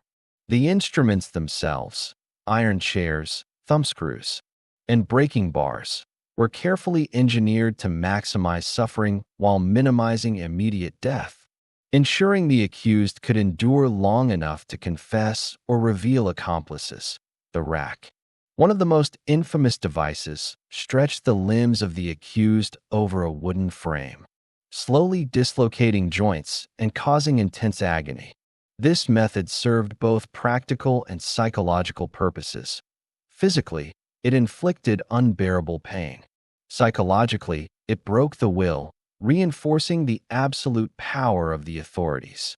Victims could be left for hours or even days, their suffering observed by officials and sometimes by the public, turning interrogation into a spectacle of fear. The rack was emblematic of medieval justice, unforgiving, methodical, and intertwined with morality. As confession under duress was considered a path to redemption, the iron chair, another terrifying invention, restrained the accused while embedding spikes into the flesh. This method symbolized both punishment and control, ensuring immobility and discomfort while reinforcing authority. Devices like the thumbscrew compressed fingers, extracting confessions or punishing resistance, demonstrating the meticulous calculation behind even seemingly simple instruments. Each tool reflected a culture that valued visible, tangible demonstrations of power, designed to educate the community as much as to punish the individual. Breaking on the wheel, a particularly gruesome method, involved the systematic fracturing of limbs while leaving the condemned alive until the final moments. The spectacle was horrifying, yet its intent was precise: to instill fear, enforce obedience, and communicate the consequences of defying law or social order. Execution by burning, reserved often for heretics or witches, carried profound symbolic weight. Fire, seen as purifying and divine, destroyed both body and perceived moral corruption, blending physical torment with spiritual judgment. The instruments of medieval justice were deeply entwined with cultural beliefs, moral codes, and the symbolic representation of power. Imprisonment, while less overtly brutal, was equally psychological. Dungeons, often dark, damp, and isolated, imposed mental anguish alongside physical deprivation. The fear of solitude, deprivation, and uncertainty was a powerful tool in extracting information or compelling compliance. Conditions were intentionally harsh, reflecting the belief that the environment itself could discipline, humiliate, and break the will. Guards, inquisitors, and local officials reinforced these effects, turning incarceration into a methodical extension of torture and moral correction. Stockades and pillories, though seemingly simple, transformed minor punishment into a public lesson. The accused were immobilized, exposed to ridicule, and often subjected to physical discomfort or attack by passers-by. This communal aspect was critical, reinforcing social norms and the hierarchy of authority. Public shaming created a psychological framework where obedience was enforced not just by fear of instruments, but by the collective judgment of the community. Medieval law was as much about controlling perception and behavior as it was about administering retribution. The instruments and methods of torture reflected prevailing beliefs about morality, sin, and authority. Pain was not merely punitive.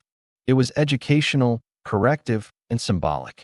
Confession, especially when obtained under duress, was considered both a practical and spiritual resolution, cleansing the accused and restoring order. Judges, inquisitors, and executioners were trained in both the mechanics and psychology of torture, understanding how fear, anticipation, and spectacle could influence behavior. This sophisticated approach demonstrates that medieval enforcement was rooted in both practicality and an intricate understanding of human psychology. Torture also served political purposes. Monarchs, lords, and ecclesiastical authorities used instruments to suppress dissent, consolidate power, and eliminate rivals. Accusations of treason, heresy, or rebellion were often accompanied by carefully orchestrated torture, sending a clear message to others who might challenge authority. Public executions reinforced political hierarchies, illustrating the consequences of defiance and deterring potential insurrection. In this sense, instruments of torture were as much tools of governance as they were of justice. The psychological impact extended beyond the individual to the community at large. Witnessing torture, executions, or public punishment created an atmosphere of fear, reinforcing social norms and obedience. The medieval mind internalized these lessons, understanding that deviation from law, morality, or custom carried visible, often gruesome consequences. The tools of justice shaped behavior, guided moral perception, and maintained societal order in ways that transcended mere legality. Even in cases of minor offenses, the threat of instruments and the spectacle of punishment created a culture of vigilance and conformity. Peasants, merchants, and nobility alike navigated a system where the presence of torture devices, the sound of execution, and the knowledge of historical precedents informed choices and actions. The constant reminder of consequences shaped psychological responses to law, authority, and community norms, embedding fear and respect as fundamental mechanisms of control. Medieval enforcement was also deeply ceremonial. Trials, interrogations, and executions followed procedures that reinforced legitimacy and authority. Rituals, processions, and public observation emphasized that justice was not arbitrary, but a reflection of both divine and secular power. Instruments of torture, when deployed, became part of this ritual, demonstrating that punishment was orderly, sanctioned, and morally justified. The performance of law, as much as its execution, reinforced the intertwining of fear, authority, and morality. The creativity and variety of instruments reflect the ingenuity and ruthlessness of medieval authorities. Each device was designed for a purpose, combining physical pain, psychological pressure, and public impact. Instruments were often adapted to the crime, the status of the accused, and the message intended for the community. This adaptability shows that medieval justice was a complex system, balancing deterrence, confession, punishment, and public education in a single, grimly effective framework. Even as we recount these horrors, it is essential to remember that instruments were not used indiscriminately. Social status, political context, and the perceived severity of the crime influenced methods. Nobles, clerics, or influential merchants might escape the harshest treatments, while peasants and marginalized groups bore the brunt of cruelty. This disparity highlights the intersection of class, power, and justice, revealing that instruments were tools not just of enforcement, but of social control. In conclusion, the tools of medieval justice were more than instruments. They were symbols, instruments of psychology, instruments of governance, and instruments of morality. They transformed punishment into performance, fear into compliance, and pain into a social lesson. From the rack and iron chair to public executions and dungeons, the careful design and deployment of these devices reveal a society obsessed with order, authority, and the moral dimensions of crime. As we leave the shadowed chambers of torture, the next chapter will explore the notorious criminals of the Middle Ages, examining the lives, crimes, and fates of those who defied law and authority. Their stories will illuminate the human dimensions behind medieval transgression, the motivations that drove them, and the legacies they left in a world where crime and punishment were inseparable. Chapter 18: Infamous Criminals, Stories of Betrayal, Theft, and Murder. The Middle Ages were shaped not only by kings and clergy, but by the deeds of those who defied law, morality, and social convention. Crime, in its many forms, was both a personal act and a reflection of the pressures, desires, and vulnerabilities of society. Bandits, thieves, murderers, and conspirators etched their names into history, leaving behind stories of audacity, greed, and brutality. By examining the lives and actions of these notorious figures, we gain insight into the dark underbelly of medieval Europe, a world where survival, power, and fear intersected. Among the most infamous criminals were the bandits who roamed the countryside. Highways between towns were perilous, lined with forests and marshes that offered perfect cover for ambushes. These criminals struck swiftly, often targeting merchants carrying goods of great value. Some operated in organized gangs, while others acted alone, relying on cunning, speed, and intimidation. Their actions disrupted trade, endangered peasants, and challenged the authority of local lords. Yet, in the folklore of the time, bandits were sometimes romanticized as cunning rebels or champions of the oppressed, creating a duality in perception that blurred the line between villain and folk hero. The crimes of theft extended beyond the open roads into villages and towns. Peasants, driven by hunger or desperation, might steal grain, livestock, or valuables, risking brutal punishment to survive. Merchants were targets of pickpockets and swindlers, whose deceptions threatened the delicate economy of urban life. Theft in medieval society was not merely about material loss. It was a challenge to trust, hierarchy, and communal stability. Punishments for such crimes were severe, ranging from public humiliation in the stocks to corporal punishment, branding, or even execution. The message was clear: theft endangered the fabric of society and would not be tolerated. Murder, whether for revenge, ambition, or greed, was among the most serious crimes. Feuds between families, rival guilds, or political factions often escalated into cycles of bloodshed. The killing of a noble or influential figure could provoke retaliation that destabilized entire regions. Even minor homicides were treated with gravity, as every act of violence carried potential social repercussions. Courts, both secular and ecclesiastical, sought to impose order through punishment. Yet the enforcement of justice was often inconsistent, dependent on status, wealth, and connections.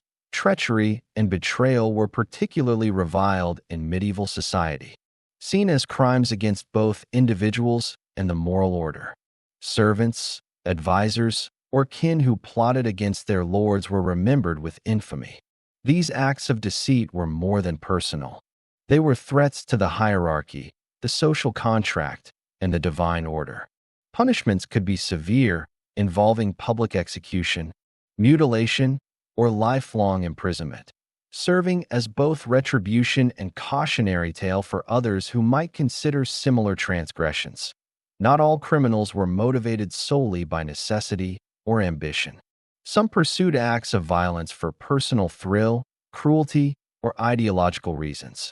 Heretics, rebels, and radical dissenters challenged both ecclesiastical and secular authority, often meeting their end at the hands of a society determined to maintain order. Witchcraft trials, accusations of sorcery, and other acts deemed unnatural were intertwined with fear, superstition, and social control. Those accused were frequently marginalized individuals, scapegoated for misfortune, or targeted to reinforce community norms. Their punishment, often brutal, reflected the convergence of law, morality, and fear in medieval life. One of the most notorious examples of medieval criminality is the rise of organized thieves' guilds in urban centers. These groups operated with discipline and hierarchy, coordinating theft, extortion, and smuggling. Guilds exploited weaknesses in city governance, sometimes colluding with corrupt officials to avoid detection. Punishments for members caught in wrongdoing were harsh, often involving public execution, imprisonment, or torture.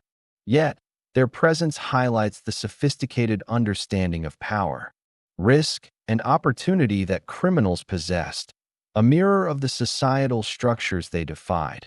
Murderers in medieval towns and castles were not merely anonymous figures. Their stories were chronicled, sometimes sensationalized, reflecting societal fascination with violence.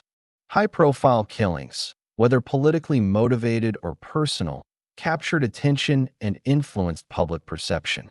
Chroniclers detailed the events, motivations, and consequences, creating narratives that reinforced both fear and moral instruction. These accounts served as historical documentation and cultural warning, illustrating that crime was never isolated but entwined with the fate of communities and institutions. Political criminals were particularly dangerous, as their actions could shift power dynamics and destabilize entire regions. Nobles who engaged in conspiracies, assassinations, or rebellions were punished not only for the immediate crime, but for threatening the larger social order. Trials were meticulous, often public, and designed to demonstrate the consequences of betrayal. Punishment could involve confiscation of property, imprisonment, execution, or even public humiliation designed to cement authority and deter further plots. These high-stakes actions underscore the intersection of crime, power, and survival in medieval Europe. The motivations behind these crimes were complex. Poverty, hunger, and survival instincts drove many, while ambition, greed, and political calculation drove others. Fear of authority, revenge for perceived wrongs, or ideological convictions also played critical roles. The context of medieval life, where law, superstition, and power were inseparable, shaped the actions and perceptions of both criminals and their communities. Every act of crime was understood within a framework of morality, survival, and social consequence. Medieval chroniclers and legal documents preserved these stories, offering a window into a world both familiar and alien. They reveal a society where fear, ambition, and morality coexisted, where law was a living, flexible force, and where punishment was an essential instrument of control. These accounts, while often biased, illuminate the challenges of maintaining order in a world without centralized policing, where personal reputation, community vigilance, and authority structures intertwined to shape behavior. Crimes against property, life, and social order were also instruments of power. Lords, monarchs, and clergy were acutely aware that criminal acts could destabilize their domains. Thus, responses were calculated, public, and symbolic, ensuring that consequences were visible and instructive. The criminal's fate became a story for the community, reinforcing both authority and the moral framework that justified punishment. In this way, crime was a force that shaped society, compelling vigilance, obedience, and reflection. The consequences for infamous criminals extended beyond death. Their names, deeds, and punishments were recorded in chronicles, legal records, and folk tales. These narratives served dual purposes, as historical documentation and as moral instruction. Communities learned from the experiences of others, internalizing lessons about obedience, danger, and justice. Even centuries later, these stories resonate, illustrating the enduring fascination with transgression, power, and the human propensity for both cruelty and cunning. Finally, the study of these criminals reminds us that medieval society was not monolithic. Responses to crime varied by region, status, and context. A wealthy noble might escape the harshest penalties, while a peasant suffered the full weight of justice. Cultural beliefs, local customs, and political considerations influenced outcomes, creating a dynamic landscape where law, morality, and fear intersected. Criminals, therefore, were both products of their environment and agents of disruption, shaping the course of history in visible and subtle ways. In exploring these infamous figures, we encounter a spectrum of human behavior, from desperation and survival to ambition and cruelty. Their stories illuminate the complexities of medieval life, revealing the fragile balance between law, morality, and authority. The Middle Ages were not merely an age of knights and castles. They were a world where crime shaped the everyday experience, where punishment was both inevitable and instructive, and where the shadows of human action extended far beyond the individuals who committed them. As we close this chapter, we leave the infamous criminals behind and turn our attention to Chapter 19, Outlaws and Legends, Bandits, Robbers, and the Myth of the Medieval Rebel, where the line between history and legend blurs, and we explore how society remembered those who lived beyond the law. Chapter 19, Outlaws and Legends, Bandits, Robbers, and the Myth of the Medieval Rebel. The Middle Ages were a landscape of peril, opportunity, and shadow. Beyond the fortified walls of towns and castles, the forests, hills, and roads became the domain of those who operated outside the law. Bandits, robbers, and rebels who challenged authority, risked life and limb, and, in some cases, became legendary figures remembered centuries later. These outlaws were both feared and romanticized, their lives revealing the tensions between survival, ambition, and defiance in a society governed by rigid hierarchy and relentless justice. Highways between towns were dangerous arteries of trade and travel. Merchants, pilgrims, and nobles moving across the countryside were constantly at risk of ambush. Roads twisted through dense forests, marshes, and uneven terrain, providing cover for those who lived by cunning and violence. Bandits learned to exploit geography, striking swiftly and vanishing before pursuit could materialize. These criminals were not mere opportunists. Many operated with careful strategy, studying patrol patterns, timing attacks, and creating escape routes that turned the wilderness into a deadly game of cat and mouse. The lives of these outlaws were often shaped by necessity. Poverty, famine, and political instability forced many to choose crime over starvation or oppression. A peasant stealing food or livestock might be acting out of desperation, but the consequences were severe. Punishment was public and brutal, often disproportionate to the crime, serving as both retribution and deterrent. Yet, some outlaws transcended survival, seeking power, wealth, or revenge. Their names became known, their actions recorded in chronicles, and their exploits sometimes embellished into legend. Banditry was rarely a solitary endeavor. Gangs formed, bound by loyalty, fear, or common purpose. These groups coordinated attacks, shared spoils, and created networks of safe havens.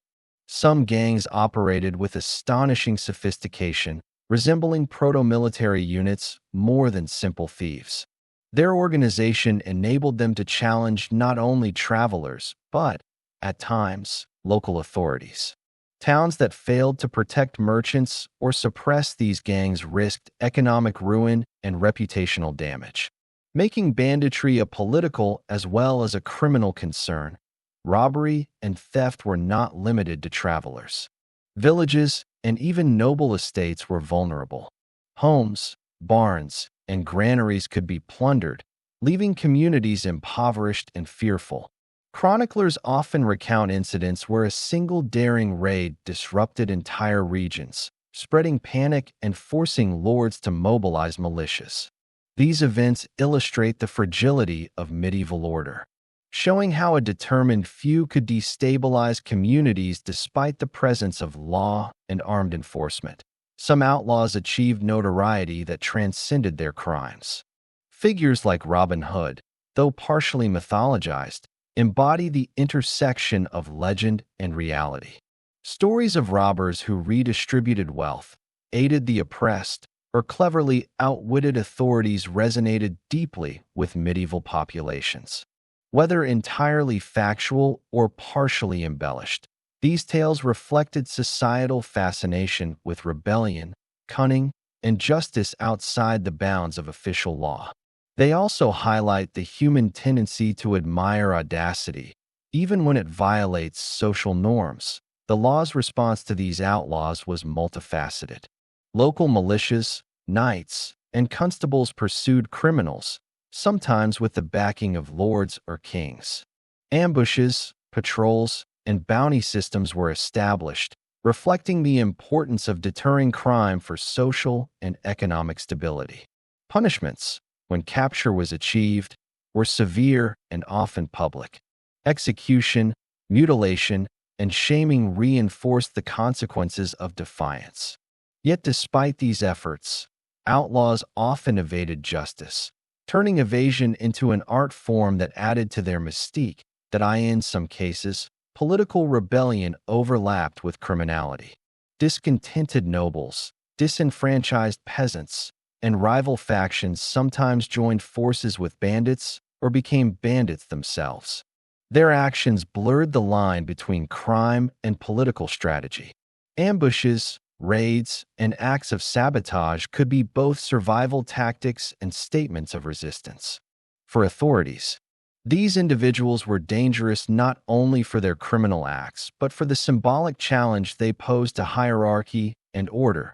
The mythology surrounding outlaws also served social purposes. Tales of clever escapes, daring thefts, and moral cunning created narratives that entertained, instructed, and inspired. They conveyed moral lessons about courage, cleverness, and the consequences of greed or cruelty. The stories became embedded in oral tradition, shared at hearths and markets, ensuring that even those outside the criminal world were aware of the risks, opportunities, and ethics of life on the margins. Some famous medieval outlaws were notorious for cruelty and violence, rather than cunning or heroism. Chroniclers detail acts of murder, extortion, and terror that instilled fear across regions. Villagers lived in constant anxiety, avoiding travel and altering routines to minimize risk. Lords and kings sometimes resorted to military campaigns to eliminate these threats, showing the extent to which criminal activity could influence political and economic stability. In these cases, the line between history and legend becomes blurred, with exaggeration amplifying the notoriety of individual outlaws. The geography of medieval Europe contributed to the proliferation of outlaws. Forests, mountains, and marshlands offered natural hideouts, complicating enforcement. The limitations of medieval law enforcement, lack of rapid communication, small patrols, and dependence on local knowledge allowed criminals to exploit terrain effectively. Some developed networks of informants and safe houses, creating quasi-underground communities that thrived outside official oversight. These systems allowed for sustained operations and sometimes the protection of criminals from capture. Economic factors also influenced the prevalence of crime. Trade routes were lifelines, and disruption could yield enormous profits. Banditry, smuggling, and theft were economic strategies for those outside the conventional market. Wealth was concentrated among the nobility and the church, while the lower classes faced scarcity and opportunity in limited forms. This imbalance, combined with harsh penalties and rigid social hierarchies, created conditions where crime could flourish as both a means of survival and a form of resistance. In analyzing medieval outlaws, one must also consider the role of law, justice, and perception. Authorities sought to maintain control through deterrence and punishment, yet societal fascination with outlaws complicated enforcement. Some criminals became local legends, celebrated in ballads or folklore, while others were vilified in chronicles designed to reinforce authority. The interplay between reality and myth demonstrates the power of narrative in shaping historical memory and societal values. Ultimately, the stories of medieval outlaws illustrate the fragile balance between law, authority, and human desire. Bandits, robbers, and rebels acted within a context of fear, opportunity, and necessity, challenging systems of power while navigating the risks of their environment. Their lives were dangerous, uncertain, and often short, yet they left an enduring mark on history. The Middle Ages, with its intricate blend of order and chaos, was shaped as much by those who obeyed the law as by those who lived beyond it. As we close this chapter, the line between crime, rebellion, and legend has become clear. Outlaws were more than mere criminals. They were agents of social change, mirrors of inequality, and figures of fascination. They remind us that medieval history is not only a record of authority and justice, but also a tapestry woven with daring, defiance, and survival. Next, in Chapter 20, The Weight of Justice, Law, Punishment, and Society, we will explore how the medieval justice system, crime, and punishment shaped society as a whole, leaving lessons and legacies that echo through history. Chapter 20, The Weight of Justice, Law, Punishment, and Society. As the Middle Ages drew onward, the ever-present shadow of law and punishment loomed over every village, town, and city. Crime was more than an act against property or person. It was a challenge to the fragile order that held medieval society together. In this final chapter, we examine the intricate systems of justice, the philosophy and practice of punishment, and how both shaped the daily lives, minds, and fears of people who lived in a world where the consequences of wrongdoing were immediate, public, and often terrifying. The justice system of medieval Europe was a delicate balance between secular and ecclesiastical authority. Kings, local lords, and town councils enforced laws that protected property, maintained social hierarchy, and deterred disorder. Simultaneously, the Church claimed jurisdiction over moral and spiritual transgressions, wielding tribunals that governed sin, heresy, and faith-based offenses. Together, these intertwined authorities created a society in which obedience was not just practical but existential. For disobedience risked punishment, both temporal and eternal. Punishment in the Middle Ages was never private. The executioner's block, the pillory, the gallows, and the burning stake were visible statements of societal power. Public spectacle served a dual purpose. It reinforced authority and communicated lessons to the community. Each act of punishment carried symbolism. A hanging at the town's edge, for instance, was not only a penalty for a criminal, but also a cautionary tale etched in the collective memory of townspeople, reinforcing fear and compliance. The psychology of punishment relied on visibility, repetition, and ritual. Communities learned not only what was forbidden, but the social consequences of transgression. Corporal punishment and mutilation were commonplace. Floggings, ear-cutting, branding, and other brutal penalties were applied to enforce obedience, deter repeat offenses, and publicly shame the guilty.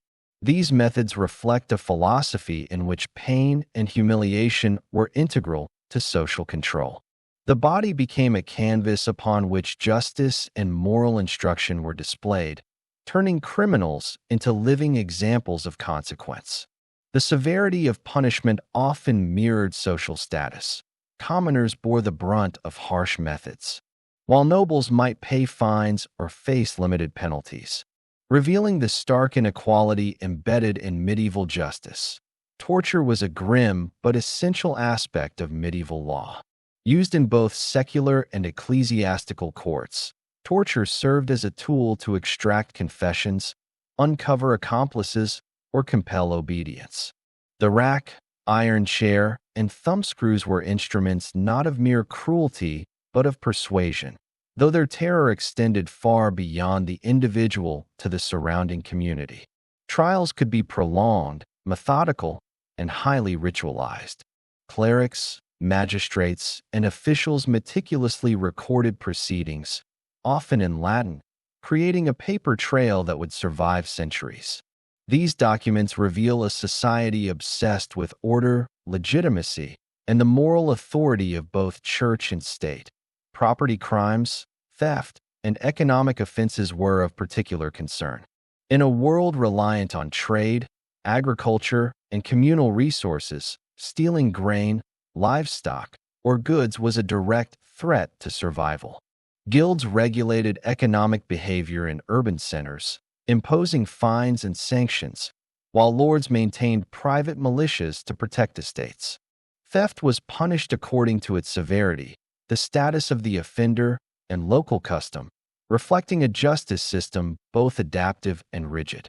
Repeated offenses often escalated to corporal punishment or execution, demonstrating the societal priority placed on maintaining economic stability.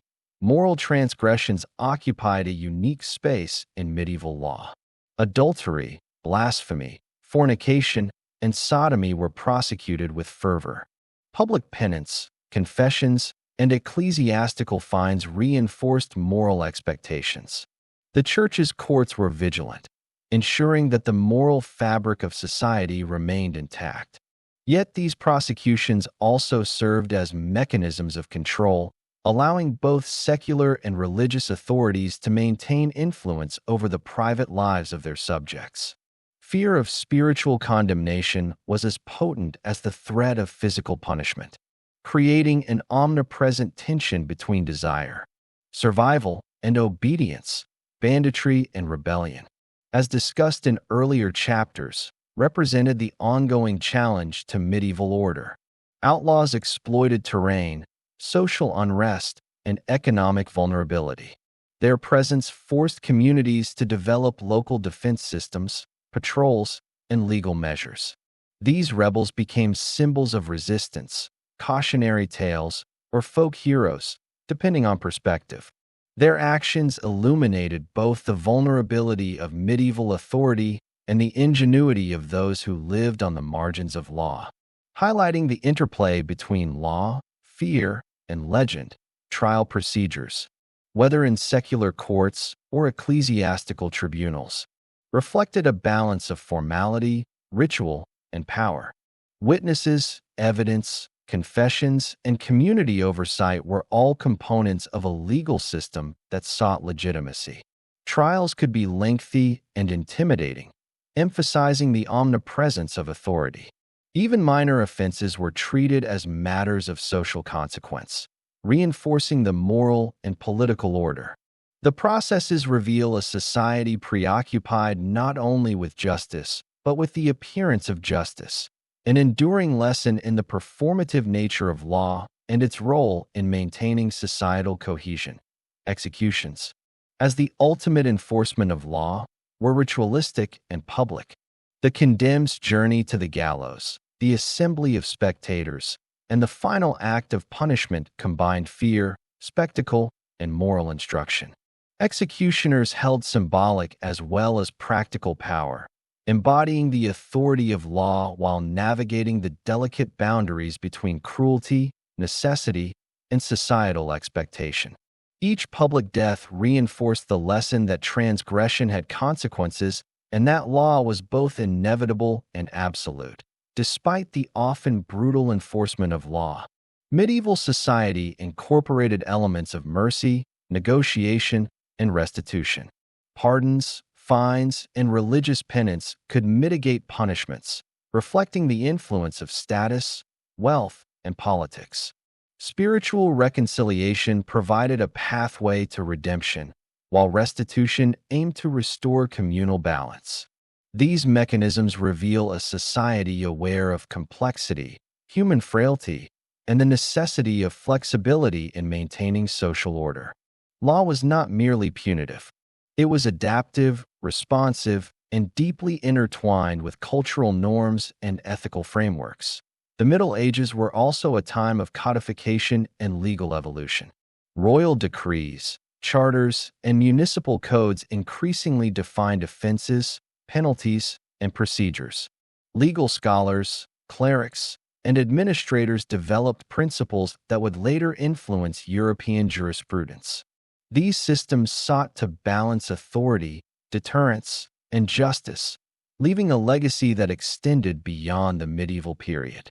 Understanding this evolution allows modern readers to appreciate both the ingenuity and the brutality inherent in medieval law, revealing a society simultaneously constrained and shaped by its legal frameworks. Throughout medieval Europe, the intertwining of law, punishment, and society created a world in which fear and compliance were essential to survival. Crime was not merely an individual act. It was a challenge to a complex web of power, morality, and authority. Punishment was not just retribution. It was instruction, deterrence, and performance.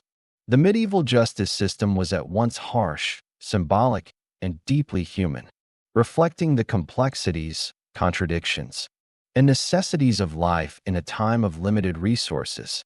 Hierarchical control and pervasive feared as the shadows of dungeons, gallows, and courts fade. The lessons of medieval crime and punishment remain clear. Society was held together by law, faith, and fear, each reinforcing the other. Every public execution, every confession, every punishment carried a message about the fragile balance of power, the consequences of transgression, and the enduring human capacity for both cruelty and resilience. History, in this way, becomes a mirror of human behavior, reflecting the enduring tension between authority and rebellion, morality and survival, law and chaos. The stories of crime and punishment in the Middle Ages are not merely tales of suffering. They are narratives of societal structure, human psychology, and the mechanisms of control. From petty theft to heresy, from banditry to public executions, each account contributes to a broader understanding of how medieval Europe navigated fear, authority, and morality. These narratives illuminate the universal themes of justice and order, demonstrating that even in the harshest of times, societies sought to define right, wrong, and the consequences of human action.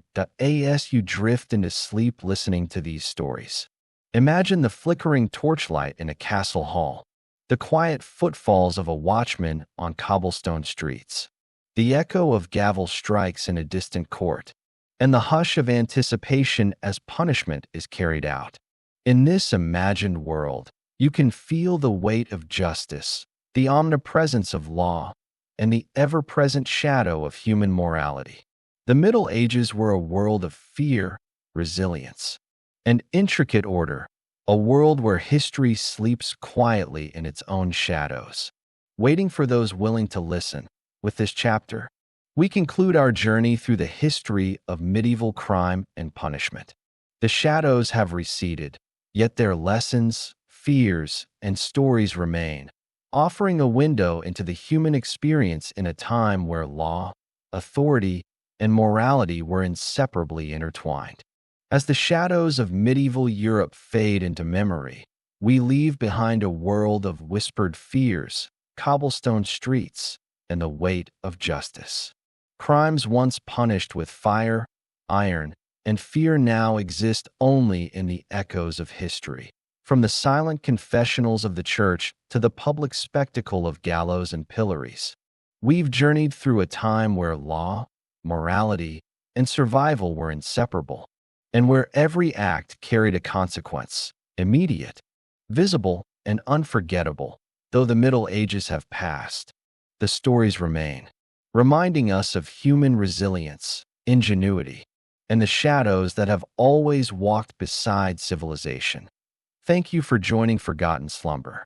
If you wish to continue exploring the darker corners of history, subscribe to the channel and hit the bell icon.